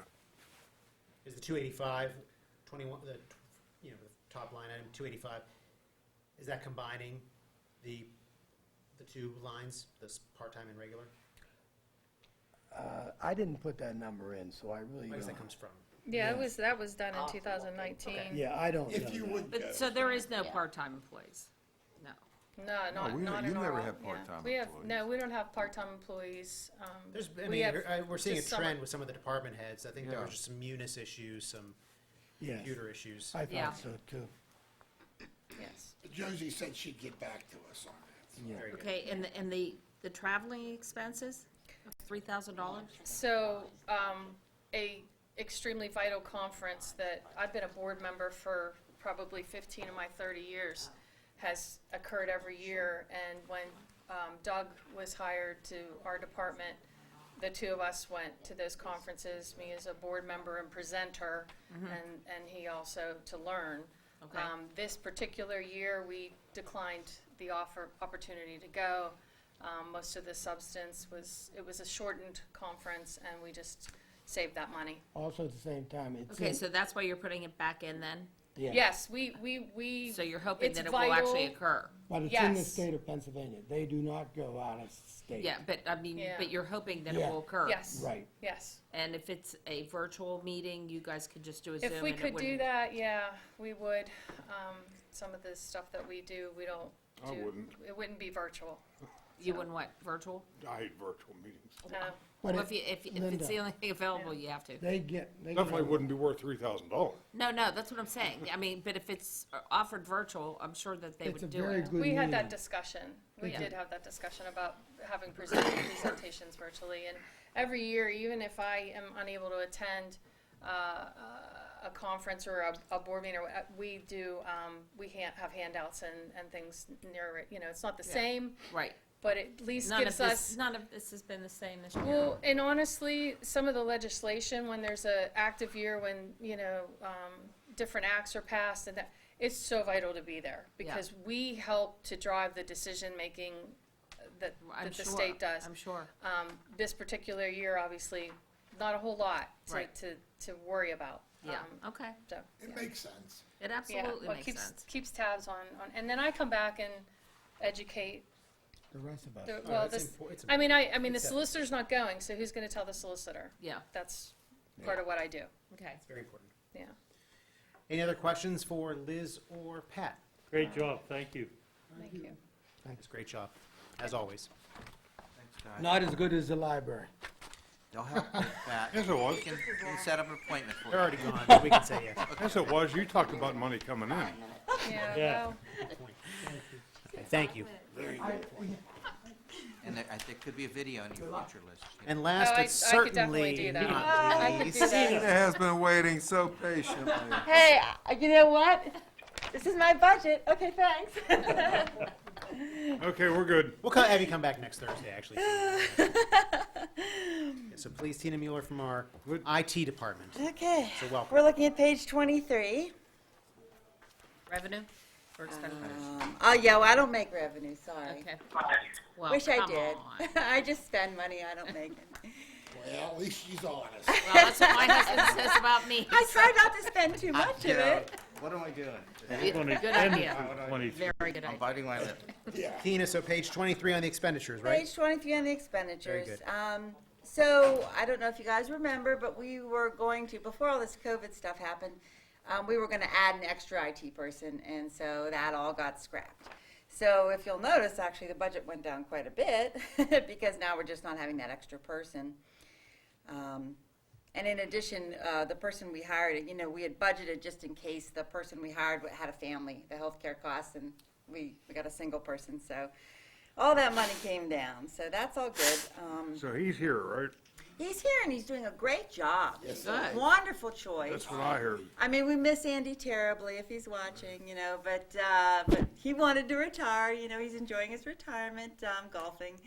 But no, Robert is doing a wonderful job. Yeah, especially like with the times, with everything being online and Zoom meetings, and we're transitioning Yeah. a lot of our functions to online. So you know, you and him are doing. And a you great haven't job. seen yet, he's working on a new website, like a complete redesign of the website, and it's amazing. When it comes out, you're going to really like it. Tina, how's the new system for the municipality coming along? Going away from that, The Munis to AccuFund, is that what Yeah. you're talking about? yeah. We're only a little bit into it, I guess. The payroll part is happening. Really, you're gonna have to talk more to Yeah, Josie about that's that. the Josie It's Is a it much Josie easier question. to get around? I'm sorry. Is Can't it he call me when easier to something goes work wrong? through? So nothing's gone It wrong is. yet. We did our, Sorry, Josie. came up there, messed Yep, up. yep, come on up, Joes. We did our first payroll through AccuFund today. We did a parallel payroll for the first 2 pays of October, and it's working out nice. Jill likes it. It's very easy to work through, work in. And it's cloud-based, so it takes up less of Tina's time. And basically, Jill has learned what she needed to learn, and next we're moving on to payables and requisitions, which we'll start that training next week. Are employees getting paid this Friday under this Yes. system? Yes, Okay. the paychecks, She printed some of the checks today, so we're, you know, Okay. the Very checks are good. printed, so Good. they are. that worked. It did Whether the work. amount's right, you know, hopefully it all, you know. It did. Everything worked. It's And the municipality's gonna save money by changing to the system. Yeah, the support costs for this one are much lower. Yeah. yeah. Which Over is the, great. over the long run, it'll, Yeah, Yeah. I understand long-term, yeah. And just a warning, your reports are gonna look different from now on, because, That's okay, Tina. yeah, that's fine, just That's a. okay. We'll get used to it. We're Yeah, okay you'll to get, change. Yeah. you'll manage. It'll be the same information, it'll look different. Thank you. But yeah, Robert's doing great, and I just want a little shout out to the IT person that was hired for police, Brian, is Right. also excellent choice. So we were very lucky with the two of them.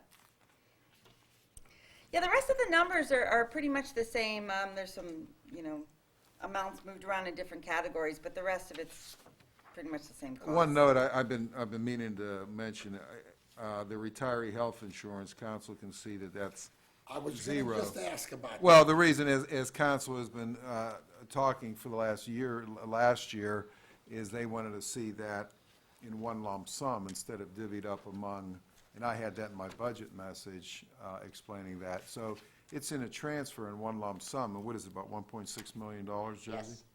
Yeah, it's about $1.6 million. So that's what we pay for retiree health care.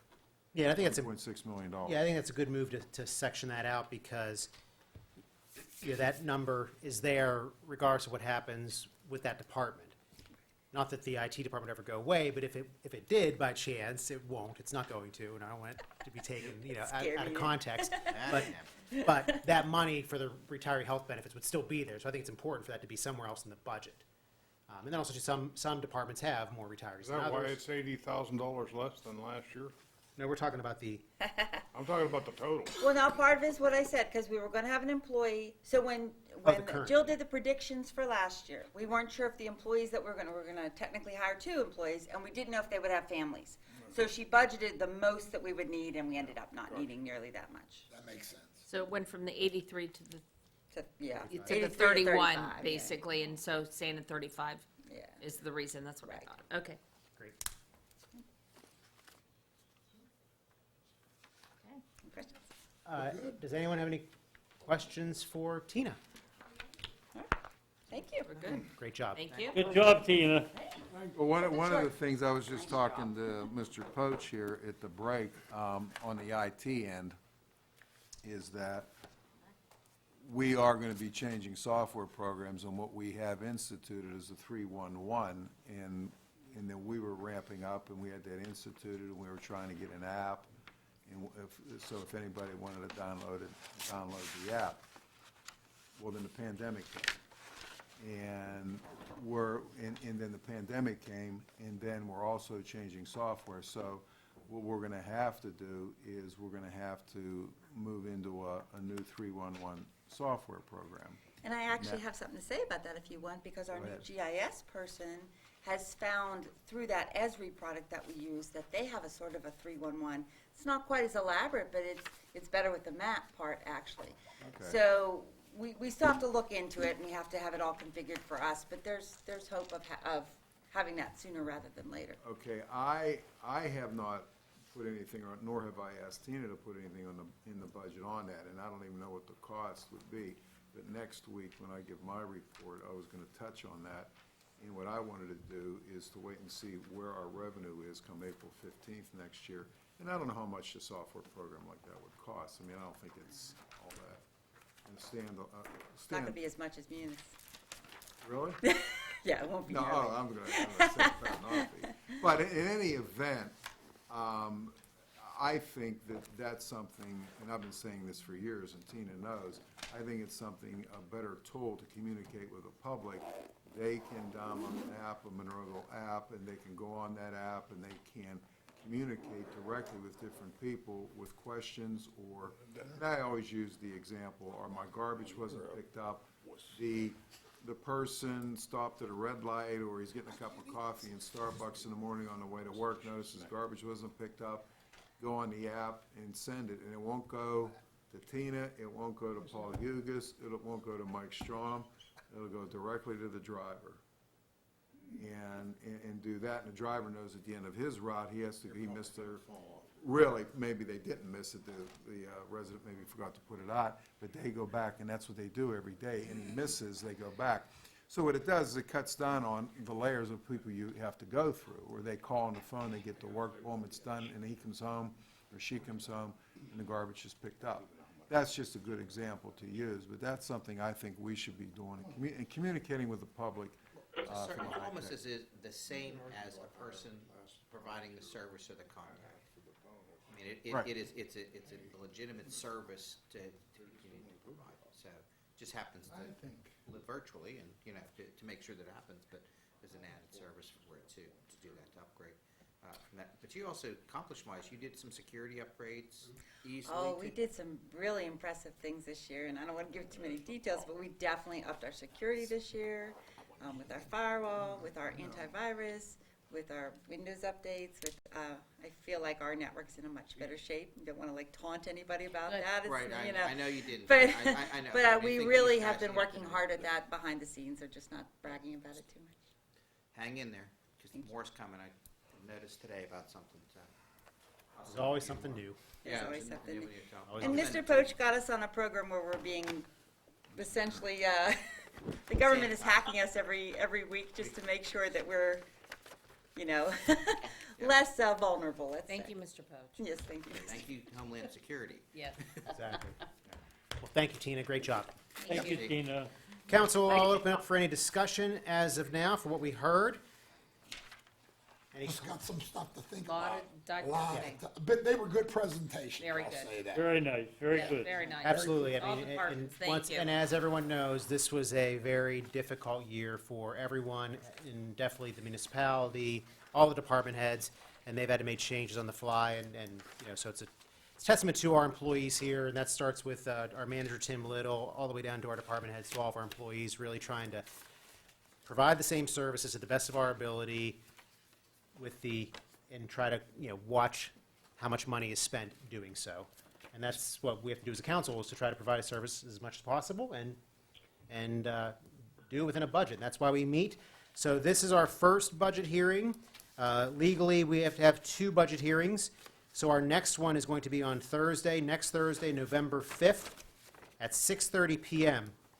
Typically, traditionally, that is our work session night, and we usually have budget hearings, and then we go into our regular work session. That usually stretches out that meeting longer than what it really should. What council's decided is next Thursday will only be budget hearing, just like tonight. We're gonna get through the rest of our departments. I don't have them listed in front of me, but it'd be police, public works, engineering, The big boys. more of them. So we'll spend time doing that for next Thursday, 6:30. Then our regular council meeting will be on Tuesday, November 10th. Council can discuss the budget further at that time as well. That will be a voting meeting, but we will not be voting on the budget at that time.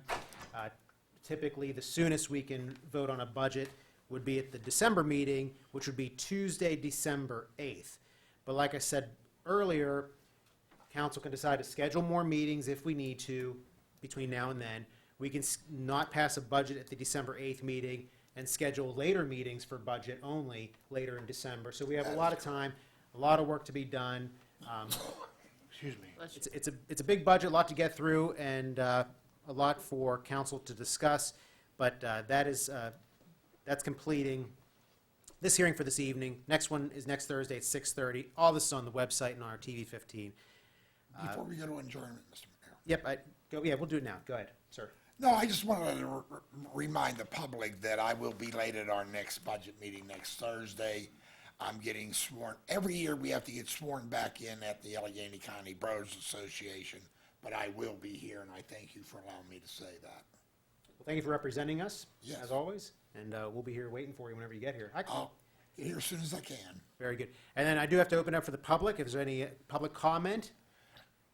Josie, do you want to make a comment, or are you talking? You should have left right after your presentation. Yeah, We I could- we- should have. two- And I'm glad. But great job. Thank you for sticking around. There's a lot of questions for Josie. you, which was good. Thank you. It's actually better when you stick around than get questions, because otherwise, you know, you'd be wasting your time just by sitting here. So, and then, as everyone knows, there is an election coming up here on Tuesday, November 3rd. We're not going to talk about the election, other than there are some polling place changes that we talked about last time. The county, we did find out the Allegheny County Division of Elections is mailing your polling place changes to registered voters. So I got one. everyone. Yeah, I got one too. I got ours. Yeah. Which Yeah. means you didn't get anything, you're voting where you typically do. You are not voting at the convention center like you did in the primary. You're going to vote back at your typical polling places, but there are some exceptions. The 2nd Ward in North American Martyrs, the 5th Ward has a lot of changes, actually. But once again, you will get something in the mail from the county, but if you have any concerns or questions about that, contact your council person, myself, mayor, call the front desk. We have a lot of information on the website as well to find out where you vote. But that is, I think there's a list of yeah, everything's listed on the ward website. and district on the Exactly. website. Tuesday, November 3rd, the polls are open from 7 a.m. to 8 p.m. And with that, I would like to seek a motion to I adjourn. got a Motion. question, Mr. Mayor, before you adjourn. Go ahead, On- Mr. on Williams. Expenditures, page 99, No. Monroeville Municipal Authority.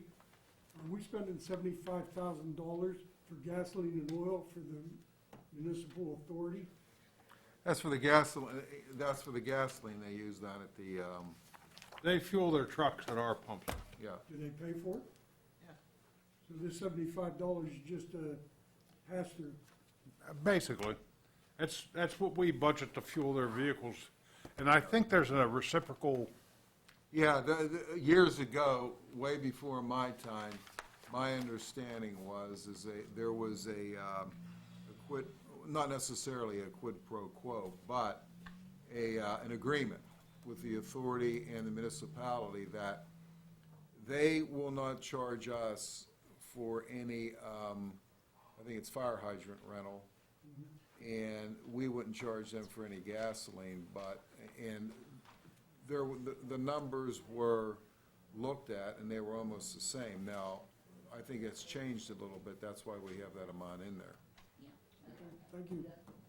Well, there's definitely good cooperation between us and the authority and the school district, so there are some of these things that kind of come up every now and then that we're taking on, but it's still, ultimately, it's all taxpayer dollars, and it's all benefiting all of our residents and our taxpayers here in the community, so. Amen to that. So, but we can dig into this further, and actually, this might be coming up at our next hearing as well. We can talk about this further. So with that, I'd like to seek a motion to adjourn. So move. Second. A second, all in favor? Aye. Opposed? This meeting is adjourned. Thank you and good night.